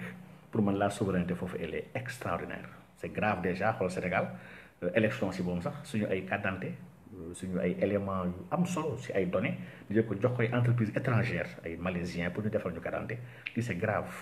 n'est-ce pas Facebook a des données extraordinaires sur le Sénégal donc Google kazalik n'est-ce pas extra chaque jour suñu duggee fi internet on fait des requêtes il y a des conditions générales d'utilisation yoo xam ne CGU yoo xam ne entreprise dañ la koy envoyé on clique accepter sans lire sans comprendre c'est des contrats qu'on est en train de faire ay contrats la contrats yi c'est des entreprises yoo xam ne ñu si ëpp ils sont basés en Californie c'est le droit californien qui est en vigueur en réalité en cas de litige la Californie est seule habilitée elle est seule compétente pour régler suñu ay litiges yemul foofu ba ci serveur mag yi nga xam ne xoolal entreprise bu ñuy wax ICANN entreprise bi daf ma ñor trop moom mooy gérer tout ce qui est notre domaine les adresses les numéros IP yeeg yëpp moo koy gérer mais sooy xool la lecture sax de sa pyramide décisionnelle ngay comprendre monde bi fi mu nar a dem il y a 13 grands serveurs yi nga xam ne mooy serveur source yi nga xam ne ñooy gérer tout l'adressage monde bi yëpp instant yi 13 ñoom ñoo ko gérer sur ces 13 là 9 yëpp ñu ngi États-Unis tous les 9 ñu ngi États-Unis 2 sont en Angleterre benn bi à Stockholm benn bi à Londres bu nekk Stockholm fi bu ñoo ko moom c'est les juifs ñoo ko moom Israël moo ko moom dafa am benn monde bu ñu nekk di préparer vers ce qu'on appelle la Pax Judaïca benn monde bi nga xam ne voilà la puissance comme d'habitude la puissance des migrés elle n'est pas statique elle est très dynamique avant muy aux États-Unis elle était en Angleterre n'est-ce pas donc avant muy ñëw si Angleterre elle était si ñoom Espagne ak Portugal qui étaient des puissances coloniales ñu ëppoon doole donc puissance dafay tuxu n'est-ce pas après les États-Unis dafa war dem feneen bu dee actuellement États-Unis c'est le premier budget militaire au monde c'est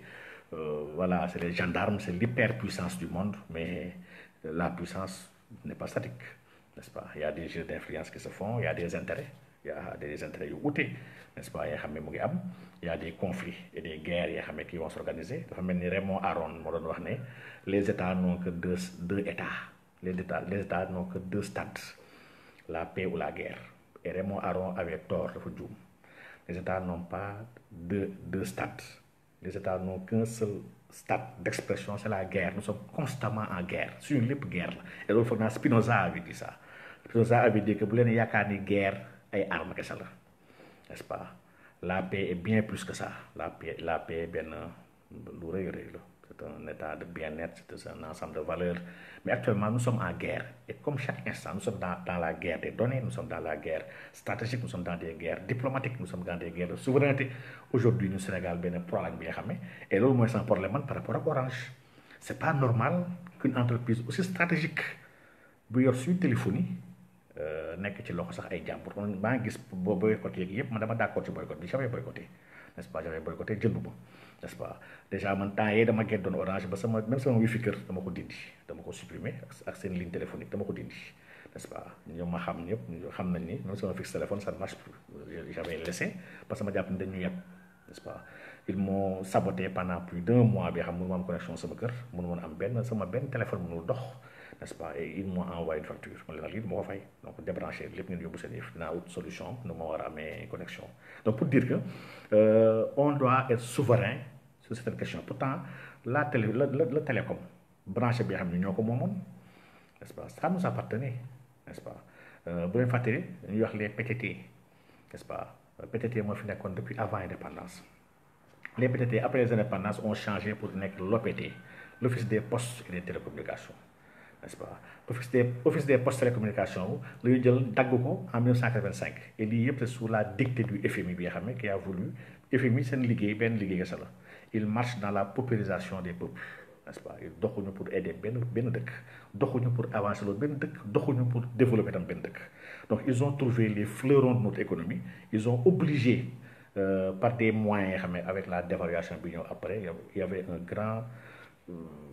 waaju ñàkk jom sax lay wax un grand commis qui s'appelait Abdou Diouf qui était au pouvoir instant boobu donc kooku tubaab bu ñuul la daal donc neexal tubaab bi moom vraiment exercice bu mu aay trop n'est-ce pas donc on l'a obligé on a tordu sa main mu jël ko jox ko tubaab bi jox lu bëree bëri fii tubaab bi maanaam fii ñun dëkk yi vraiment dañ fi moomul dara sincèrement il y a eu les grandes faillites yu amoon vers les années fin 80 faillites yooyu ils ont été organisés pour mën a secteur bancaire bi ñu mën ko jox uniquement le privé comme ça les états dañu amate ay banques lii c'était orchestré c'était dañ ko liggéey fo xalaat ko defar ko muy ba mu ñoŋ sotti ko toutes nos banques il y a eu 8 banques fii nga xam ne yëpp faillite en Côte d'Ivoire état des banques yooyu moom en fait sama livre bi mu tuddee révolution de l'argent j'ai fait un peu l'état de toutes ces banques là ak lu tax ñu faillite n'est-ce pas donc pour dire que rek le FMI obligé na ko l'OPT ñu jël ko éclaté ko en 1985 on a créé l'office des postes et de la caisse d'épargne ñu wax OPCE moo yoroon toute la dimension postale ba pare ñu créé la Sonatel la société nationale de télécommunication Sonatel boobu nag la FMI teg bëtam ne gars yi kii jox ko sama gars yi la même chose on l'a fait à la Grèce on a privatisé presque l'ensemble de son pays les aéroports les transports entreprises pétrolières télécom yeeg les multinationales loolu mooy njëkk intérêt si dëkk loolu ñu bëgg jëlee ci dëkk bi donc déjà que ñun on a plus de souveraineté ci wàll boobu aujourd'hui su ma nekkee di woo téléphone fii kenn sama appel téléphonique boobu serveur bi maanaam sama communication tubaab bi dañ ko am su ma bindee SMS sama SMS boobu France am na ko su may envoyé mail à ku mu mënti doon même sama voisin bu nekk fii sama wetu kër mail bi serveur lay dem donc ba États-Unis lay dem pour kooku après envoyé ko sama nit donc en fait ñun dafa mel ni ñun nous sommes benn dañoo comprendre dafa mel ni comprendre ñu lu xew wala bokk dañoo oyofal lu ngande ba pare di ngandal nag ay mbir yu tuuti dafa mel ni lii lañ ñu dugal avec l'assimilation di ñu defloo dañu defal ay télé yu ñàkk fayda yi xam ne dafa mel ni bàyyi ñu xel bu baax a baax mbir yi donc man Orange déjà li mu am un capital France sax déjà neexuma Orange à ses débuts c'est une entreprise anglaise britannique France Télécom daf ci teg loxo avec le bëgg l'an 2000 si sa profito jéem ci teg loxo mais tubaab yi ñoom seen wàllu télécommunication xalaatuñ ko bàyyi étranger bu koy gérer xoolal en Europe avec la guerre expliqué naa ko loolu si ba ñuy def si live si waxtu si sur l'escalade entre les États-Unis et la Chine mais sur l'escalade entre les États-Unis et la Chine vous voyez que même la guerre sur la 5G États-Unis daf ci teg ay restrictions yu ngande à la Chine pour bañ yenn équipement avec Huawei ndax Huawei tamit ci gens yooyu la bokk mais Huawei nga xam ne c'est un grand équipementier États-Unis dafa teg benn doole ba pare yow obligé waa les pays européens des alliés maanaam génnu États-Unis avec l'OTAN ñu def pareil donc il y a beaucoup d'équipements yoo xam ne en France instant ils n'ont pas le droit de l'acheter venant de Huawei n'est-ce pas dans tous les pays dafa am des choses yoo xam ne dañoo jàpp ni les questions de souveraineté la boo xoolee Sénat français dina fekk foofu des débats ak des auditions yoo xam ne sur la souveraineté numérique on convoque les généraux d'armée on convoque les corps de renseignement on convoque les centres d'espionnage yëpp pour ñu wax ñu souveraineté chaque année il y a des attaques yu bëri déjà année dernière daaw kese il y a près de 900 millions d'attaques dans le cyberespace n'est-ce pas lii yëpp lu état war a bàyyi xel la di ko comprendre ndax aujourd'hui nous sommes dans une guerre de données n'est-ce pas ku am données il a l'information il a benn poids stratégique bu mën a peser extra donc man Orange déjà ñu bàyyi sax ñeneen di ci dugg man laa d'accord muy benn waaye ñaar tamit suñu état ñàkk na ñàkk fayda bu toll ni ñemewul imposer dara Orange te du Orange kese Senac mu ngi fi avec autoroute à péage c'est pas les seuls maanaam tubaab yi nekk ci biir Sénégal ñoom di exploiter Sénégal maanaam dañoo sentirul contrainte état seen kaw lu waral loolu mooy que ñi si ëpp si ñoom seen contrat yi ñu am Sénégal seen gouvernement moo ko négocié chaque fois ma ne gars yi un président français wala un président américain buy voyager si biir avion il embarque des chefs d'entreprise il embarque des géants de son économie ces champions lay embarqué yóbbu leen fu muy dem essayer leen décrocher ay contrat maanaam léegi on évalue une sortie présidentielle par rapport ak contrat yi mu décroché pour dëkkam maanaam sortie bi coste bi maanaam le coût ak le profit suñu xoolee profit coût lan la jural réew mi maanaam tubaab bi ñoom la ñuy xalaatee États-Unis su Trump ak ñëpp c'est les intérêts américains li jéem a défendre li fépp fu mu dem ubbi ay contrat armement ay contrat génie civil maanaam war a tabaxaat dëkk bi contrat pétrolier contrat ay prêt sax pour ay banque am mu lebal la c'est que ñoom la ñuy réfléchir fii nag dëkku nit yu ñuul ñoom bu président di voyager moom ay géwalam ay dungurum ay partisans ay booyam ak ay gelam la ñuy jël ñoom yóbbu bu dem caaxaan donc kon les logiques sax sont vraiment différentes donc nag quelqu'un bi xam ne président moo ko ngemb te président il est puissant sa kanam n'est-ce pas il a benn soft power sa kaw il a un hard power sa kaw li moom c'est la théorie du avec ñoom Joseph Nye en géopolitique on parle du pouvoir n'est-ce pas naka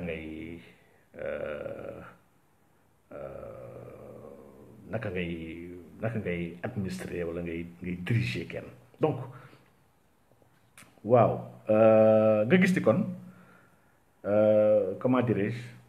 suñu dëkk yi dañoo xaw am benn faiblesse ci kanamu multinationales yi nga xam ne ils sont présents ici et que seen présence seen président ñoo ñëw utal leen fi ay contrat donc kon ñun Sénégal dafa mel ni ñemewul wax dara Orange n'est-ce pas ce qui est grave à l'heure où je parle dans le monde instant on parle de la démocratisation de l'accès à internet maanaam même ba ci confinement bu mu amee dëkk yu bëri ils ont posé le débat genre du yoon ni ki droit fondamental la bokk maanaam si nouveau droit yi la bokk dafa war a nekk droit bi nga xam ne comme ni nga amee droit à l'air droit à l'eau potable droit da nga am droit am connexion pour mën a jokkoo sa ay compatriotes pour mën a gëstu xam pour mën a jàng n'est-ce pas à cet instant là dañuy jël fii ay connexion di ko seeral lii moom daf ñu war a interpeller directement demal dëkk yu gën a jege nga xam ne xaw nañu am tuuti sérieux dëkk yu mel ni Maroc mais Maroc la connexion le pack que Orange propose au Maroc nekkul la même chose la proposer fii au Sénégal le pack bu Orange di proposer en France nekkul même chose lay proposer ici au Sénégal xam lu waral loolu Orange instant su may xool en fin 2019 Orange avait 266 millions de clients dans le monde entier n'est-ce pas dans le monde entier chiffre yooyu dafa nekk di yokk parce que Orange nee na moom lopp 83% yokkam fi mu nekk di gën a yokkee c'est en Afrique et dans le Moyen-Orient n'est-ce pas donc chiffre d'affaires yu Orange def chiffre d'affaires yu extraordinaire la te chiffre d'affaires yu muy def Orange amul yenn coût yu ngand yu mu war a def pour jox ñu service bu ñuy jox xam nga sax kuy defar par exemple hamburger par exemple kii sax il a des charges qui sont là il y a des charges variables et des charges fixes kuy def un peu gestion loolu ngay jàng après nga xam un peu la marge nga xam ne kii li lay am su la jaayee hamburger n'est-ce pas Orange c'est pas le cas Orange nekk lu jënd ay matières premières pour mën ñu jox le réseau est déjà déployé donc coût bu ñu am ñu instant yi ci woote téléphone ak ci envoyer sax message ak pour am connexion il est exorbitant par rapport ak Orange nga xam ne pourtant moom mooy opérateur bi nga xam ne ñu wax le service public moom la ko état Sénégal di ko jox dafa am enveloppe bu muy am ci loolu sax n'est-ce pas donc c'est pas sérieux quand on sait que nag aujourd'hui en Afrique on parle de taux de pénétration mobile surtout en Afrique de l'Ouest n'est-ce pas yu gën a élevé Actuellement ñun on a une progression extraordinaire instant yi coow li instant yi rapport GSMA ils font un rapport annuel sur la connexion sur le mobile sur le taux de pénétration sur le marché. On parle d'un marché de 51 milliards de dollars en 2022 pour le continent, pour l'Afrique de l'Ouest. Orange dafa teg loolu bët bu baax parce que lii mooy li gën a fort lii mënu ko am Europe, n'est-ce pas mënu ko am Europe, n'est-ce pas. Donc l'écosystème mobile li muy jur dafa bëri xoolal instant yi 2017 bi passé rek l'écosystème a rapporté 37 milliards de dollars, n'est-ce pas, pour toute la région. C'était presque 7 PIB, n'est-ce pas, de la région. C'est extraordinaire. Elle est en totale évolution. On parle d'un taux de pénétration à 54% en 2025, n'est-ce pas. On attend 72 millions de nouveaux abonnés. Et ce qui est le boom bien les paiements électroniques avec les crypto-monnaies sur le continent africain. Les les changements de comportement avec l'apport technologique qu'il y aura sur le continent africain, n'est-ce pas. Déjà, il y a une crypto-monnaie externe. Donc, je disais que la connexion bi moy am. Donc, les bitcoins, déjà la monnaie électronique, déjà moi comme genre Orange Money, M-Pesa, Kenya, etc. Mais la téléphonie, il faudra avoir un téléphone, un smartphone et une puce. Donc, Orange a un potentiel parce que en matière de monnaie électronique, nous sommes en avance par rapport aux Européens, n'est-ce pas? Le projet M-Pesa au Kenya, précurseur là en fait pour ñuy gëstu ci wàllu monnaie électronique xam nañ ni pour une fois l'Afrique a devancé l'Europe et l'Amérique, n'est-ce pas. Modèle yi sax ñun fa lañ commencé jëlee modèle ñoom di ko jéem a plaqué en Europe. Donc cette monnaie électronique là va ouvrir le champ à ce qu'on appelle les crypto-monnaies. Je rappelle que crypto-monnaie pour ñu ko xamul c'est des monnaies yoo xam ne qui utilisent benn système de sécurité cryptographique, n'est-ce pas. Donc ki ci gën a siiw ku gars yi di gën a waxtaanee c'est la blockchain, n'est-ce pas, qui est un registre ouvert, décentralisé, n'est-ce pas, avec une gouvernance partagée et publique. Tous les nœuds participent à sa gouvernance, n'est-ce pas. Donc, mu tiital lool suñu banque centrale yi nag loolu am na benn gëstu benn jàngat bu ma si def bi nga xam ne naa ko partagé ak yéen fan yi, n'est-ce pas. Donc pour dire que rek cette blockchain là moo andi Bitcoin avec depuis 2008-2009, n'est-ce pas. Bitcoin bien xamé ce sont des Israéliens yahudi avec les services de renseignement américains qui ont créé. Même quand on nous parle d'un Satoshi Nakamoto, c'est pas vrai, c'est pas une personne, c'est le rapport de la NSA de 1996, il y a déjà la cryptographie avec tout le modèle, n'est-ce pas, le modèle BitGold. Lii moom vraiment histoire bu gudd la bi nga xam naa ne suñ ko nekkee di ko utiliser du am solo waaye en tout cas ñu jàpp rek ni ce qu'on appelle les DLT, des distributed ledger technology nga xam ne blockchain ci la bokk, le Tangle ci la bokk, qui va utiliser des crypto-monnaies en masse. Donc Bitcoin crypto-monnaie la bokk, l'Ether, le Ripple, il y a beaucoup d'autres crypto-monnaies, l'IOTA nga xam ne crypto-monnaie bu ma soxal la bu muy suivre bu baax a baax. Donc comprenons que l'ensemble de ces technologies là vont s'appuyer sur les smartphones, n'est-ce pas, les smartphones, n'est-ce pas. Le smartphone Orange c'est un grand marché avec la connexion parce que lii dafa nar a soxla connexion, il y a un apport énergétique bi nga xam ne ñu ngi koy xalaat di ko bàyyi xel. Donc il y a beaucoup de choses yoo xam ne gars yi ngi koy liggéey instant bi. Donc aujourd'hui nag encore plus que jamais dañu war a moom suñu réseau de télécom ba pare état di ci dugal loxom ba mu yemb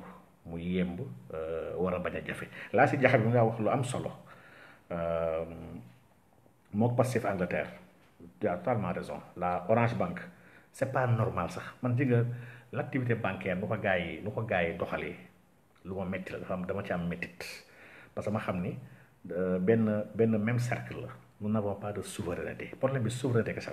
Au-delà du numérique, nous n'avons pas de souveraineté monétaire, on n'a pas notre propre monnaie. Nous n'avons pas de souveraineté bancaire,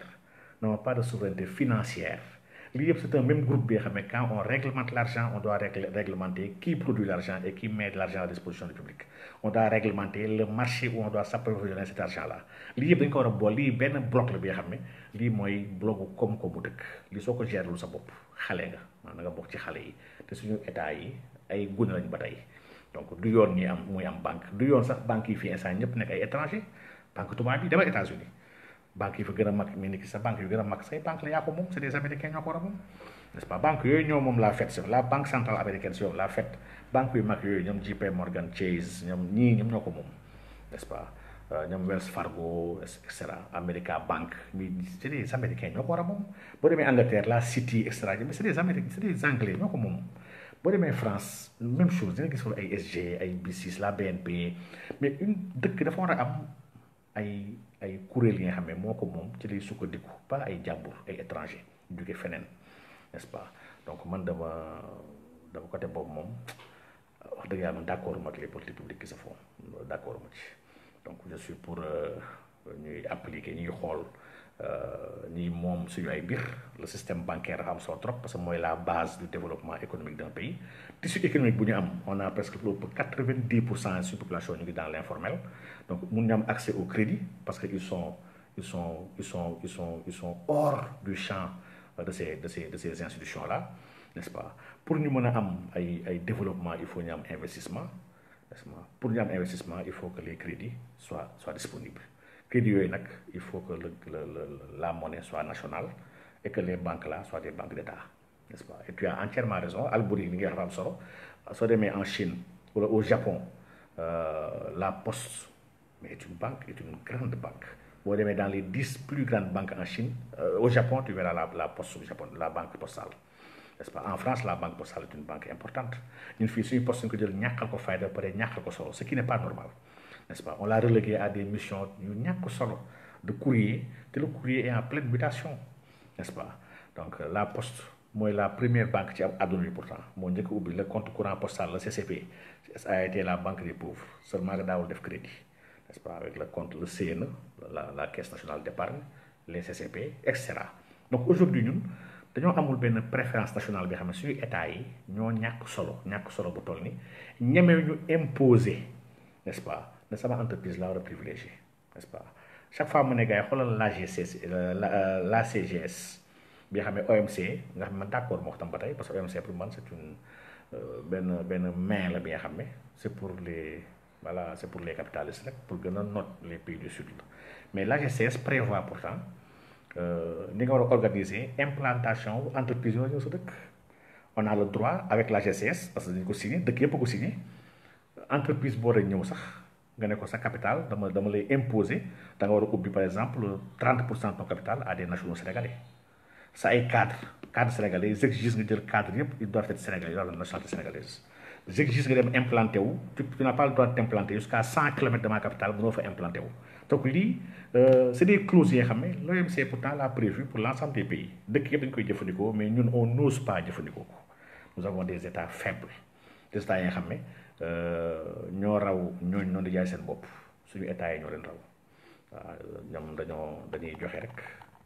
wax dëgg yàlla. Donc le crédit coûte plus cher dans la zone franc fii que même au Maroc. Si c'est mon livre la révolution de l'argent, il y a des études comparatives qu'on a fait par rapport à des zones économiques données, n'est-ce pas? Pour prouver que le CFA là n'est pas notre monnaie, n'est-ce pas? Donc baax daal ñu bàyyi xel mbir yu bëri man defuma promo Free, je ne fais pas la promo de Free, ni de Tigo, ni de Expresso, ni de ku mu mënti doon. Je ne fais pas de promotion. Dama gëm ne y a des secteurs qui sont stratégiques. Loolu la ñuy wax intérêt. En matière de géopolitique, on parle de 4 intérêts. On parle d'intérêts vitaux, on parle d'intérêts stratégiques, on parle d'intérêts tactiques, on parle d'intérêts supérieurs, des intérêts suprêmes. Donc problème bi du problème intérêt suprême la. Donc amuñu droit état wala ay sénégalais moom yenn yi nga xam ne mooy le minimum dafa mel ni comme ñu jël suñu armée ne ñoo soxlatuñu armée wut ay mercenaires wut ay américains kaay défendre ñu du yoon dafa dul yoon, n'est-ce pas? Donc lii moom peut-être bëggoon naa si wax tuuti peut-être xam naa du nga ko mën a développer mais en tout cas bokk na si lu ma metti wax dëgg yàlla ci Orange mu def nii te dama jàpp ne ñun sénégalais yi maanaam intelligence de combat ak arme am booloo bi dañ ko manqué ko moo tax ñu yàpp entreprise yu nekk fii ba ci banque yeeg ñëpp li ñu ñeme def Sénégal am na dëkk yu am solo yoo xam ne ñeme ñu ko fa def parce que y a des contraintes réglementaires déjà ay états yu sérieux ñoo fa nekk ñàkk ñu fayda ñaareel ma y a une opinion très forte maanaam le peuple dafa fort dans le peuple dafa am benn pouvoir bu extraordinaire moom n'est-ce pas peuple bi nag ñun fii Sénégal on n'utilise pas ce pouvoir là on n'utilise pas moo tax tamit nous subissons ndax fi ñu bëri dañoo am benn gàtt xel bu toll ni problème bu ñu mënti wax man ça me concerne pas donc ça me concerne pas donc et malheureusement ñàkk xam nga sa la ndax fii tout nous concerne n'est-ce pas ñoo bokk réew mi te réew mi ñu ko war a defar suñu jàppul ñun ñëpp suñu loxo du defaru nit ki nag amul droit égoïste on n'a pas ce droit là nit ki ba nga toog am sa teranga terewul suñu amee lu ñuy xeexal les plus jeunes wala les autres démunis man dama koy chaque fois je vais dans les marches si marché bi damay dem di xeexal sama askan dem ma parce que ma am problème j'ai pas de problème je vis très bien alhamdulilah maa ngi sant yàlla mais dama jàpp ne chance mu am na samay morom yoo xam ne ñoo jàngandoo ak man gënuma leen dàquma leen jàng ëpp ma leen xam-xam gënuma leen muus pourtant man egg naa à un niveau peut-être social bi nga xam ne ñoom instant egguñu fa te ñun ñoo bokk Sénégal Sénégal teranga yi fi nekk yëpp ñun ñëpp a ko bokk Sénégal bu nekkoon entreprise SA ñun ñëpp on a des parts yi nga xam ne ñoo tolloo n'est-ce pas ñoo tolloo ay parts donc wax dëgg yàlla on doit penser aux autres donc il doit y avoir des géants nationaux yi nga xam ne état moo koy moom dans un premier temps mën ko booster ndax ñun on n'a pas un secteur privé bu sérieux su secteur privé ñu si ëpp fii ñu ëpp xaalis Sénégal ay politiciens ak ay sëriñ dañoo sàcc ñeme ñu génnee xaalis bi ñu ngi yóbbu xaalis bi ay bitim réew di ko fa lekk n'est-ce pas donc parce que état moo leen ko jox ay milliards la donc ñun fii vraiment on manque de grands géants xam nga lii peut-être moo nekkoon projet wu ñoom Senghor ak Abdou Diouf bu ñu bëggee créer le compte K2 ak ñoom Babacar Ba pour créer de grands champions ça a été un désastre il faut turian la mujj nekk il faut sàcc la ce compte là n'a toujours pas été audité n'est-ce pas c'est des milliards yi nga xam ne ay sëriñ fii man j'ai yoruma lépp sax mais j'ai des fragments de ce compte là bi nga xam ne qui a été après aspiré doogu nag jógee fële dem FPE ba nu mu fay jógee mais en tout cas pour dire que on a essayé de créer des champions mais on s'est pris d'une manière bi nga xam ne elle n'était pas la bonne il faut des champions pour ce pays là mais ces champions là nag il faut ñu teg ko ci yoon dans un premier temps nag état bi jël régler pour ñëpp parce que intérêt général la l'état di désengagé wu au fil du temps que mbir yi dëgër l'état di désengagé wu ubbi ko aux nationaux ayant nag un droit de regard ak un droit de suivi pour bañ ni pasare ko n'est-ce pas donc pour dire que ñun dañoo nar a toog ne rek la nekk après ay nekk une colonie et on l'est déjà nekk une colonie économique pour d'autres pays n'est-ce pas Ibra maa ngi lay ziar bu baax Ibrahima sama sëriñ la Ibra Ndiaye ñu ngi lay ziar bu baax a baax sëñ Mor Gueye ñu ngi ziar ñëpp mais vous avez entièrement raison Laasi Jaxa bi dafa wér MTN projet bu extraordinaire la am sax même de monnaie électronique pour fii au Sénégal et loolu la zone va se décanter parce que aujourd'hui dans l'espace UEMOA suñu BCEAO dafa bañ les crypto-monnaies mais c'est pas pour longtemps parce que l'espace CEDEAO sera forcément ouvert à cela le deuxième pays le plus en termes d'échange c'est le Nigeria suivi du Ghana quand on va partager une même zone économique muy CEDEAO il y a des restrictions yoo xam ne ça va tomber n'est-ce pas le MTN est déjà présent dans la sous-région Sénégal instant yi mooy cible Sénégal cible bu mag a mag la le Maroc instant yi dafa ciblé tamit et vraiment dafa yéeme la vie moins chère au Maroc qu'au Sénégal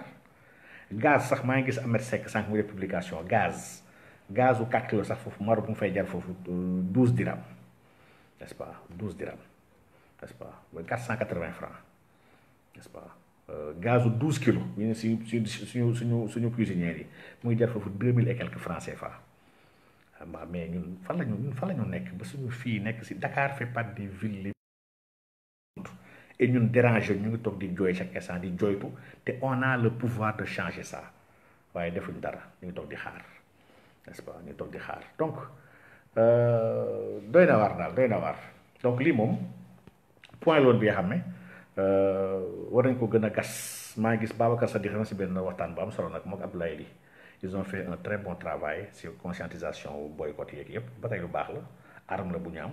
mais am na yenn armes yi nga xam ne arme tam war nañ ko jéem a xool ñu ko jëfandikoo au niveau supérieur ñi nga xam ne ñoo jiite pour ñu xool naka la ñu war a récupérer suñu moomeel ndax lii suñu moomeel la donc war ñu ko bàyyi tubaab jël ko di ko mu nekk benn fruit ndax dans les 15 prochaines années Sonatel maanaam Orange maanaam va se tailler la part belle de l'économie sénégalaise ndax tout sera numérique on est dans une transformation digitale bi nga xam ne lépp connexion nar a nekk ci n'est-ce pas donc lii moom instant bi la gën a urgent lii dafa war a nekk urgence on doit reprendre notre souveraineté numérique suñu ay données si contenu yu nekk suñu internet ak suñu ay certitude lépp parce que lii moom on peut le faire lii investissement la daf ko jar n'est-ce pas daf ko jar donc cas la bi xam ne cas la bu ma soxloon trop bi ci des xanaa ba tey souveraineté la mooy li may wax sànq rek léegi avec Orange ça touche la France mooy débat bi am bi ma gis saaga yi ma gis te saaga yi man dama ko ñaawlu mooy li may wax rek sànq maa ngi ko gis ci poste Profima pour man saaga du yoon nit ki mën nga opposé wu sans saagante saaga yi ma dul yoon capitaine Dièye dama gis sax léegi ay saaga ñi nga xam ne saaga yu ñaaw sax man je suis pas avec lui wax dëgg yàlla man moom man nangulu ma ko parce que dama jàpp ne sérieux wul man loolu laa ko jàppee j'ai mes raisons yu tax ma jàpp ne sérieux wul donc quand on prône un changement quand on prône des choses dama jàpp ne y a des choix yi nga xam ne soo ko defee rek tu n'es pas sérieux mais pour revenir rek simplement li ma parce que moom il parle comme si voilà dafa mel ni ñun ñi ñëpp nous sommes des populistes dañoo xamul lu ñuy wax je lui rappelle rek sur les questions monétaires li ñuy wax dañ ko xam nu nekkuñu ay dof yi wax daal du ay dof yi wax nii wala ñu yeewu si biir nelaw rek di wax ay affaires nous sommes pas dans une situation là lu ñuy wax dañ ko xam trop n'est-ce pas donc balaa ñu koo wax donc pour dire que rek il faut être humble dans la vie il faut être humble donc fi may jëkkee mooy Saint-Cyr xam naa leen Saint-Cyr mooy école bi ñuy woowee le premier bataillon de France n'est-ce pas le premier bataillon de France mooy turam n'est-ce pas honneur et patrie donc école la bi nga xam ne wax dëgg yàlla elle a été créée pour servir la France donc war ñu jaaxal ku fa génn su amee benn vision de la France war ñu jaaxal c'est très normal ndax sa élite ñu wax élite dëkk n'est-ce pas mënoo ko jox jàmbur mu formel la ko école boobu Napoléon moo ko créé en 1802 Napoléon moo créé la Banque de France. Napoléon avait une vision de l'homme nègre, une vision pour gravissime. Déjà, avec la Révolution, on avait supprimé et interdit l'esclavage. L'esclavage, la France l'avait aboli avec la Révolution. Napoléon, au au pouvoir, il était empereur. Parce qu'il a créé la Première République. Après la Première République, la Première République n'a pas tenu longtemps. La Première République a vécu de 1792 à 1799. Il a tenu 7 ans. Napoléon a fait un rapt, instauré l'empire. Ce qu'il a fait, c'est restaurer l'esclavage. Les officiers noirs, tous les noirs, ils ont extraordinaire officiers. Ils ont fait rétrograde, les officiers, parce que les noirs ne sont pas officiers. Donc, l'école Saint-Cyr correspond à la vision napoléonienne des écoles de guerre et de défense. Donc, déjà, l'IREC, pour moi, dans la grille de lecture, en tout cas d'un ressortissant de Saint-Cyr. Chaque fois que vous voyez à travers les médias des ressortissants de Saint-Cyr au niveau de la gendarmerie comme au niveau de l'armée être primés et récompensés par l'ambassadeur français ici au Sénégal. Nous avons décoré. Posez-vous la question, quel service ce soldat-là, qui est censé être sénégalais, a rendu à la France pour primé? C'est la question. La troisième chose, je dis toujours que tous les ressortissants, même tous les diplômés de Saint-Cyr là, je le dis ici, médias là, ils ont des accords qui les lient avec la France. Ils sont dans une communauté bien ramée. Ils n'ont pas le droit de nuire à la France. C'est un dëkk bu nekkoon en conflit avec la France. Si nous sommes neutres avec la France, nous avons le droit de porter atteinte à la France. La France choisit chaque année un quota 20% bien ramé. Dans le précaré, parce que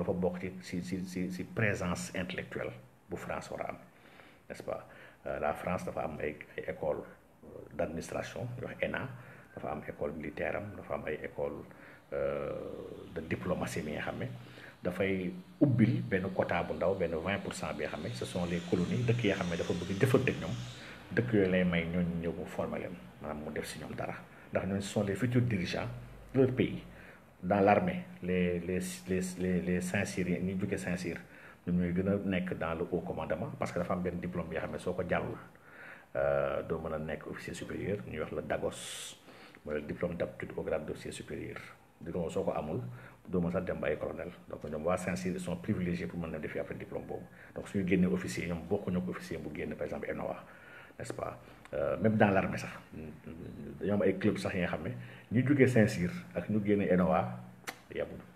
n'est-ce pas Lyon c'est y a des malaises même dans l'armée donc dafa am benn complexe te loolu ça ni du armée kese même dans la société normale ah da ngay dem ay entreprise fii ay banque ay Sonatel bi Sonatel may wax léegi sax wala ay SGBS ak et cetera ni jàngee ay France ak ay Canada am ay diplôme tubaab ils sont plus respectés que gars yi jàngee fii Sénégal dafa am benn complexe du diplôme étranger bi nga xam ne dafa am dans toutes nos institutions c'est une réalité sénégalaise ku dégg sax tubaab bu baax a baax di ko wax bu baax a baax da ngay oui di ko def di ko wax bu gaaw dafa am benn genre dañuy naan kii dafa garaaw dafa jàng dafa am xam-xam fii on assimile sax xam-xam à la maîtrise d'une langue et la langue pourtant wax dëgg yàlla ah jàpp ma ne xam-xam la de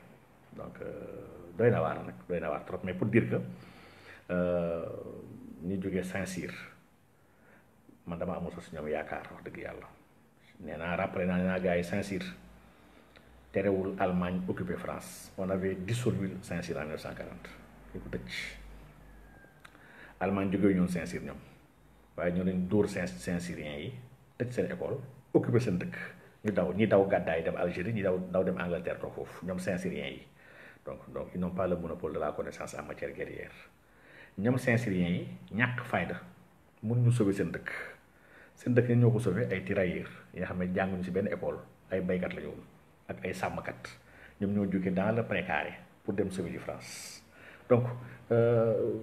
jamono bii dama koy wax ay des amis même en matière économie en matière lépp bu yàgg ba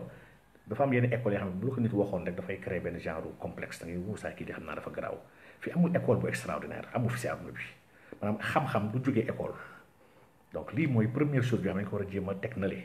ay Harvard ay Oxford ay extraordinaire wul école la comme yenn école yi ku fa nekk jàng da ngay am xam-xam ku fa nekk jàngoo doo xam dara diplôme ñun ça veut rien dire suñu peut-être entreprise ñoo am sa complexe mais ñun amuñu complexe boobu donc jógeel Harvard jógeel fu la neex boo ñëwee soo bëggee seen jàngal la donc pour dire que loolu dafa xewi genre ay fii là je suis diplômé de telle école HEC est-ce que tax na je suis sorti de HEC ki la ma dama nangam nii telle école yooyu vraiment on peut brandir ay diplôme tamit on peut bien brandir diplôme école ñu ko defee mais ñun damay wax ni man école yi déterminé wul sa degré xam-xam man ñi ëpp xam-xam man fii Dakar fii dama fi xam ñi nga xam ne seen xam-xam dama ko nawloo lool jànguñu école amuñu bac ñoo ëpp xam-xam suñu prof yi nekk fii yëpp donc pour dire que xam-xam moom beneen domaine la gëstu moo koy maye bëri jàng bëri looy jonjonteeg borom xam-xam yi bëri looy laajte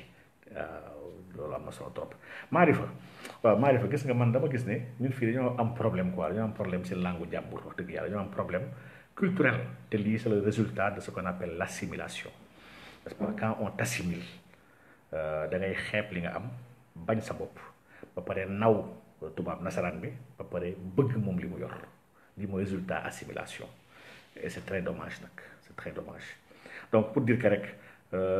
jarul saaga jarul wax lu ñaaw c'est un choix politique nit ku nekk am na sañ-sañ ne man ànduma kii laa àndal warul tax ni saaga ko n'est-ce pas waaye nag suñuy wax bal à terre nañ wax xam-xam ci yorinu dëkk bi n'est-ce pas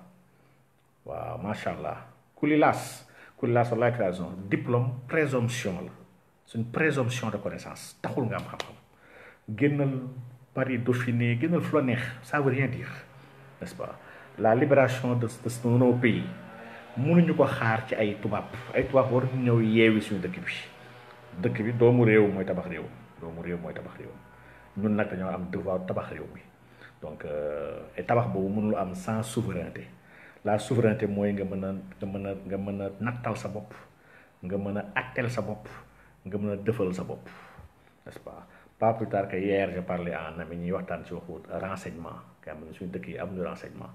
mais nga xool Sénégal ambassade yu nekk bitim réew ba ci États-Unis ak ay France ak yëpp ambassades yi ils sont sur écoute dañ leen mettre sur écoute te suñu tubaab suñu waa dëkk suñu Sénégal sax ñoom dafa mel ni xamuñu ko ñoom n'est-ce pas leen di affecté ambassade ñëw dëkk jàpp seen ñàmbur n'est-ce pas donc xamuñ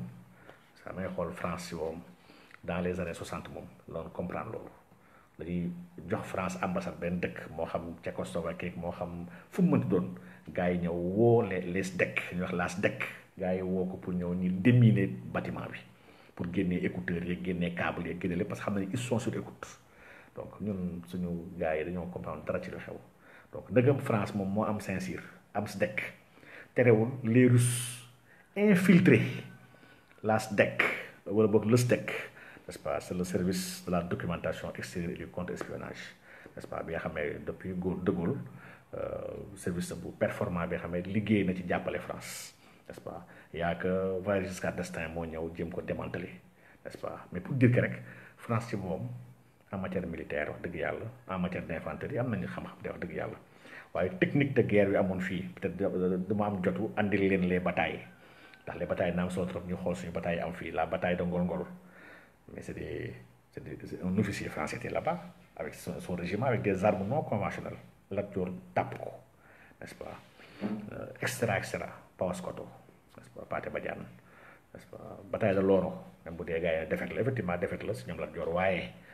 quelle a été la stratégie quelle a été la perte du côté ennemi n'est-ce pas la confrontation a été comment n'est-ce pas par rapport aux stratégies de quelles stratégies ont été mises en place c'est que lii tam dafa baax tam ñu koy bàyyi xel pour dire que ñu war a libérer Afrique waruñu am complexe où j'ai été formé à telle école wala j'ai été formé par tel prof di tudd ay tubaab yi nga xam ne pour wane ni kii moom a jàngal n'est-ce pas donc dama koy fàttaliku ñun ay am nañu formation woon def yoo xam ne ay tubaab ñu doon jàngal mais sama mbokku noir yi waa Afrique de l'Ouest fii surtout béninois yeeg ak ivoirien yeeg togolo yi dañoo am complexe dañoo bëggoon photo ak tubaab bi pour seen dëkk su ne man tubaab diw moom a jàngal n'est-ce pas diw moom a defal tel cours c'est que gars yi ñoom dañ ko def seen Facebook fu nekk pour wane ni kii moom a jàngal li may wax ni yàgg na c'était voilà musuma dem photo ak tubaab yooyu je ne l'ai jamais fait cours yi sax tubaab yi nga xam ne kii daa kontaan ci boppam parce que lay xamal carrément ne la man nawuma la n'est-ce pas xam-xam pour man yaa fi di jàngale waaye man vraiment extraordinaire sama parce que man suufiyanke la man tasawuf dama ko gëm dama gëm tasawuf gëm ni mboole mi xam-xam yi mu ngi ci biir tasawuf mu ngi ci biir maarifa n'est-ce pas donc loolu daal dama ko gëm lool moo tax vraiment li Cheikh Anta Diop doon wax naan armez-vous de science wala de connaissance soxlu dem école pour am ko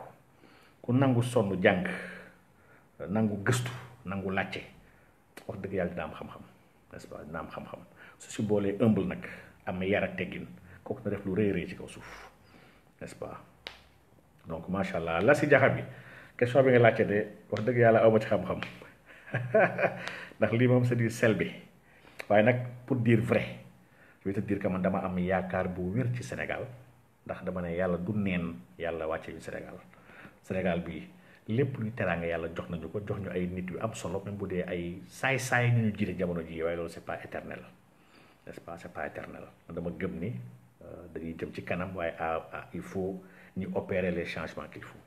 il faut ñu opérer ko il faut ñu gëm ko il faut ñu am une génération sacrifiée ma loolu laa gëm dama gëm ni foog benn génération nangu sacrifié wu te ñun la war a doon ñu war koo sacrifié wu ngir suñu ay njaboot man dama gëm loolu dama gëm tamit ni président pour defar réew mi daa war a ñëw kamikaze ñëw pour benn mandat xam ne Sénégal yi duñ ko fa dalaat Sénégal yi ñu koy mere ndax bëgguñu ko dëggu bëgguñu koy liggéey bëgguñu ko jàmbaare ñëpp a koy contre mere ko ndax duñu comprendre lu tax affaire yi tar ndax neex-neex tar moo ko jiitu yenn saa sax mu wax si xadis naan xuffatil janna bi ndax xadis bi xam mu ngi wax naan xuffatil janna xuffatil naar dañoo wërale àjjana ak ay tar waaye dañoo wërale safara ak ay neex-neex donc pour dire kon le chemin vers lu neex wax dëgg yàlla mënul def lu may naqari n'est-ce pas donc man génération sacrifiée dama ko gëm dama gëm ki war defar Sénégal war a ñëw def benn mandat bi xam du tal politique du tal opposé wu ñëpp di ko ŋàññ di ko xas mu dof rek nekk ngan di dof di liggéey di réformer ak di révolutionner tous les secteurs waaw après gars yi nag mere ko ne kii na fi jógee parce que dafa tëbee dëgg na non suñu lekk amul sàcc amul gars yi dàq ko après ñu comprendre qu'est-ce qu'il a fait pour le Sénégal li moom dama ko gëm wax dëgg yàlla xaw ma nag lu tax ma gëm ko waaye daal loolu mooy sama gis-gis macha allah waaw maa ngi bëggoon tamit ñu waxtaan ci benn point bi nga xam ne point boobu vraiment point bu ma metti la te point bu ma jaaxal la ci Sénégal xaw ma ndax bàyyi ngeen ko xel muy problème mu mbalit gi lu tax mu extraordinaire soo ngeen xoolee sama Facebook maa ngi def benn publication si importation déchets yi nga xam ne mu ngi jógee États-Unis benn entreprise chinoise qui est là basée à Dakar entre 2019 et 2020 n'est-ce pas li mu importé c'est presque 9000 tonnes de déchets madame 8578 tonnes n'est-ce pas de déchets plastiques la ñu importé andi ko Sénégal may fàttali ne lii lu grave la le ministre Abdou Karim Sall boobu ba journaliste yi njëkk a toog di wax ci loolu dafa fenn ne moom loolu amul yëgu ko le directeur bi nga xam ne mooy gérer loolu wax dëgg yàlla tamit laaj nañ ko moom il n'est même pas au courant loolu ça prouve que kon comment dirais-je mbiru Sénégal fii déchet bi kon dafa mel ni dañoo orienté waat mbiru Chine parce que Chine depuis 2018 depuis janvier 2018 dafa jël décret tere importation déchets yooyu parce que la Chine absorbait près de 56% des déchets plastiques qui provenaient du reste du monde États-Unis moom si moom le premier exportateur de déchets plastiques yi nga xam ne bëggatu ko traité dëkkam dañ koy bëgg yónni yenn dëkk yi nga xam ne ñoo ko war a traité maanaam les pays pauvres dañ koy yóbbu pour ñoom ñu koy traité n'est-ce pas déchets plastiques yooyu dafa grave trop ci askan bu dee amoo sax jumtukaay yoo ko mën a jël ñoo ko mën a régler benn plastique yooyu ñu ko defar ci ay résine ci ay substances très toxiques yi nga xam ne buñ koy jëfandikoo wax dëgg yàlla dafay gàllankoor Chine sax ba muy tere loolu en Chine dafa tere 24 types yi nga xam ne dañ ko tere Chine mooy yëpp bu fekkee ñëw tere loolu la ñuy wax parce que en 2020 le gouvernement chinois nee na du amati incha allah dëkkam du ñëwati dëkkam donc yeneen dëkk lañu commencé dem léegi ay Turquie ay Malaisie ay Indonésie ak léegi en Afrique mooy léegi fi ñu prisé n'est-ce pas donc Dakar nag Sénégal def nañ ko benn genre destination bi nga xam ne xam naa ne ñoom gis nañ ne kon fii dox na moo tax ñu ñëw chinois yu bëri commencé ñëw fii ils vont ouvrir des entreprises pour mën a continuer activité boobu nga xam ne activité bu am xaalis la dama ne en Chine la première femme milliardaire de Chine elle a été milliardaire si déchets yooyu moo tax nag milliardaire c'est un marché bi nga xam ne de près de 200 milliards n'est-ce pas d'euros chaque année bi nga xam ne gaa ngi koy séddoo déchets yi nga xam ne surtout plastique yi la gars yi gën a mën a joxe y a des déchets yi nga xam ne parce que déchets yi dafa bëri déchets lekk yeeg adduna bi ñu commencé privilégier ay këyit maanaam papier bi ak verre n'est-ce pas déchets plastiques yi nag seen équation rappelez-vous fële à Naples sax même avec la mafia donc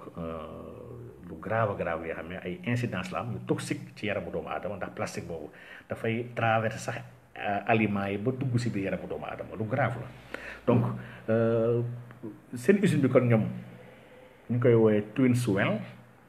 n'est-ce pas donc société chinoise bi nga xam ne ñu ko créé fii au Sénégal n'est-ce pas mu ngi fële ci Kër Ndiayloo mu ngi fii te ça man dama si am sax lu ma metti parce que man Kër Ndiayloo dama am foofu benn terrain bi xam naa xaar tabax ji ko sax n'est-ce pas donc ñoom pandémie Covid bi moo xaw a bloqué seen liggéey donc ils ont un stock de près de 9000 tonnes ñeneen ñoom léegi fii seen destination la fi la ñuy andi comment dirais-je plastique yi traité ko fii n'est-ce pas ba pare mën koo jàllale te ñun fii ñun amuñu jumtukaay traité on a ni les industries ni les capacités techniques ni l'environnement qu'il faut ndax la Chine a dit que moom population dañoo gën a feebar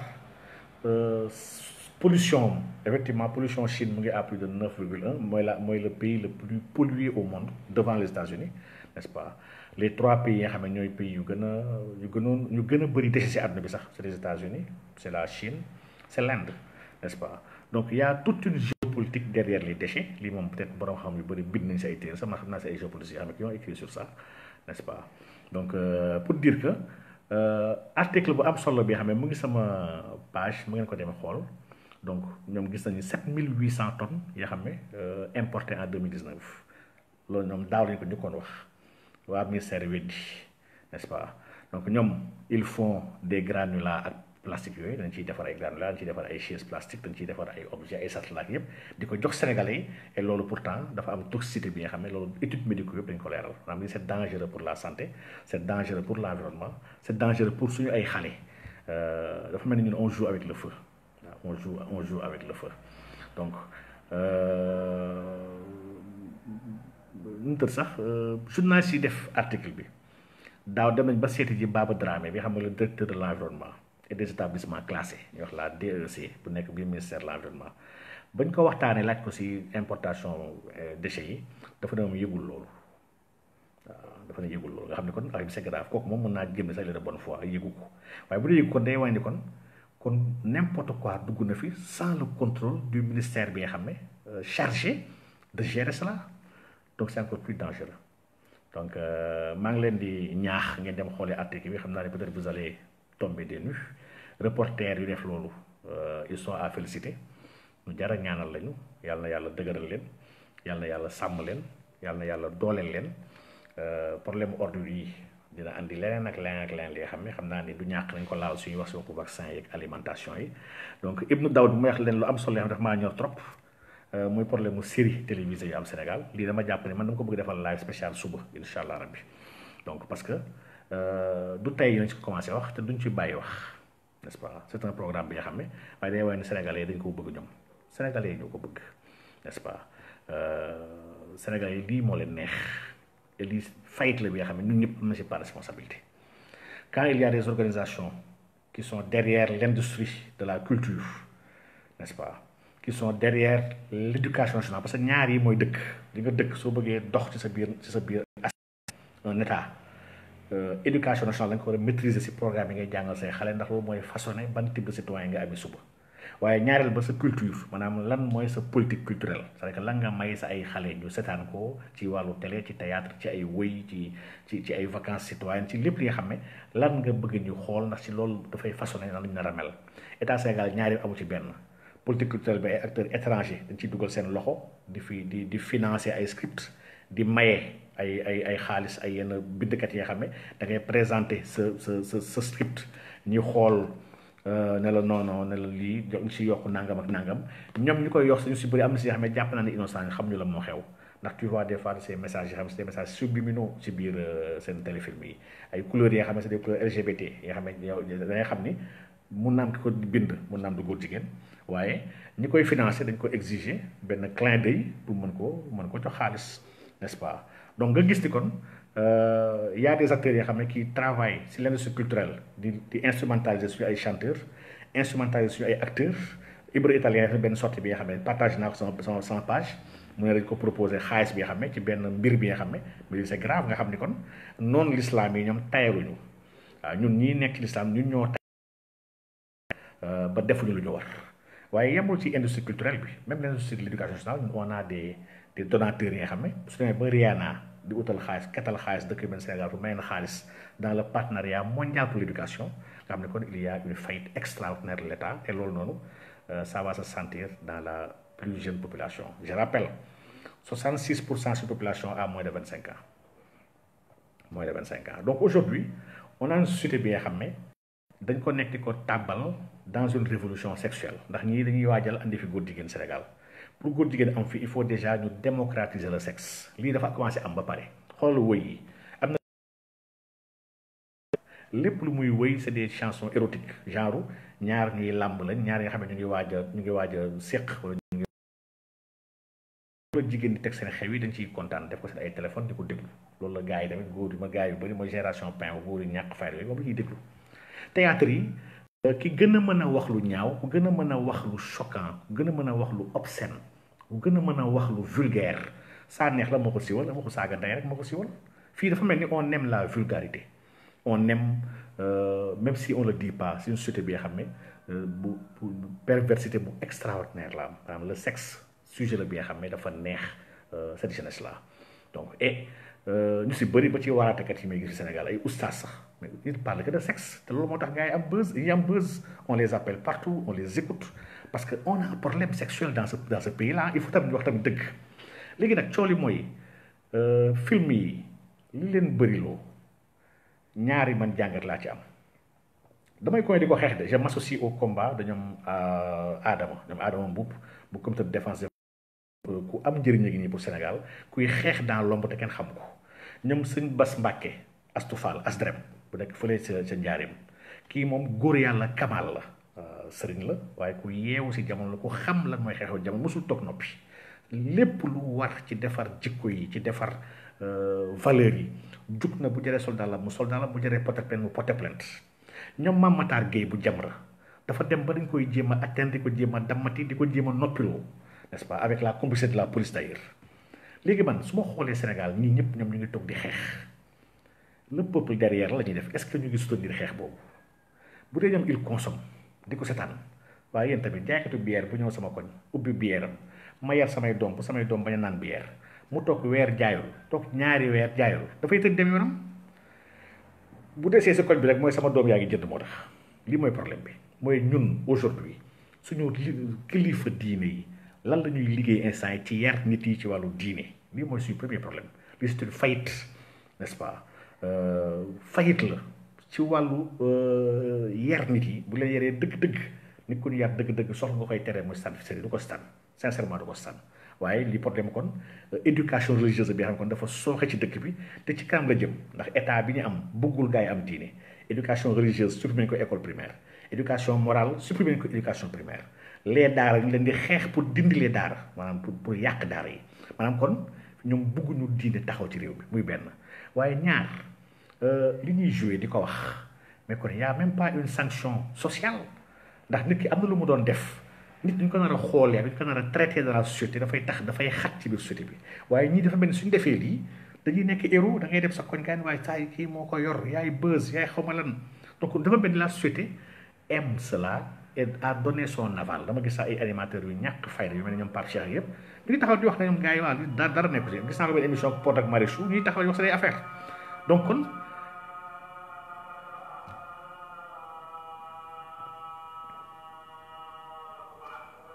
on a un grand problème dans ce pays ndaxte sooy xeex dara sax dañ lay ñaawal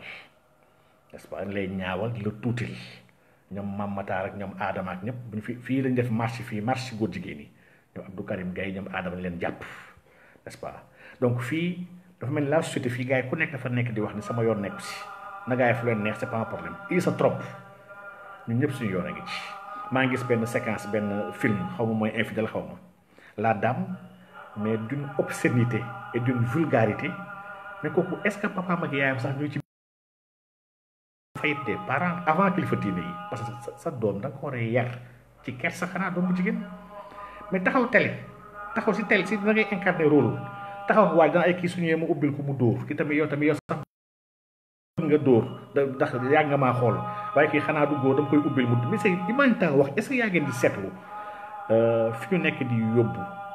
la jeunesse waaw la jeunesse ce pays là fi ñu nekk di ko yóbbu instant bi et elle est consentante ci fi ñu ko yóbbu elle est consentante et l'État laisse faire fii le sexe est une bombe bi nga xam ne instant yi dëkk bii nii man am naa lu ma ci metti trop trop trop Ousmane Ba non je suis pas d'accord ak yow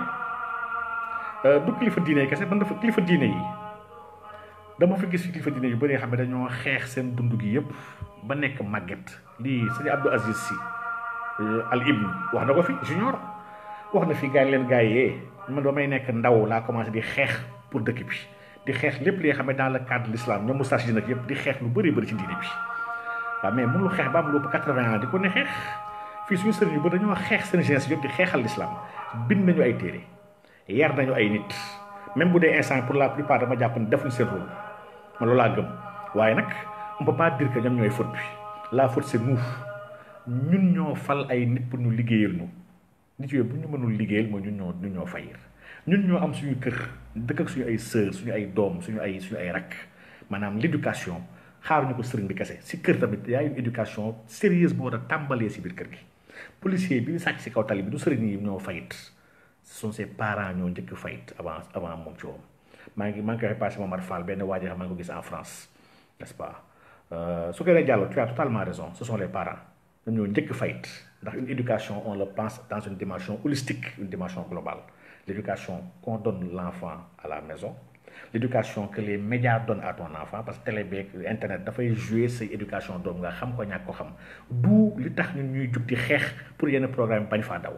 ñett école l'environnement de l'école dafay jouer ci say doom doomu yeneen parents yi ñëw tamit di joññonte ak sa doom dafa am ay transfert de comportement et d'habitude yoo xam ne qui s'opèrent à l'école ak la rue dans un sens général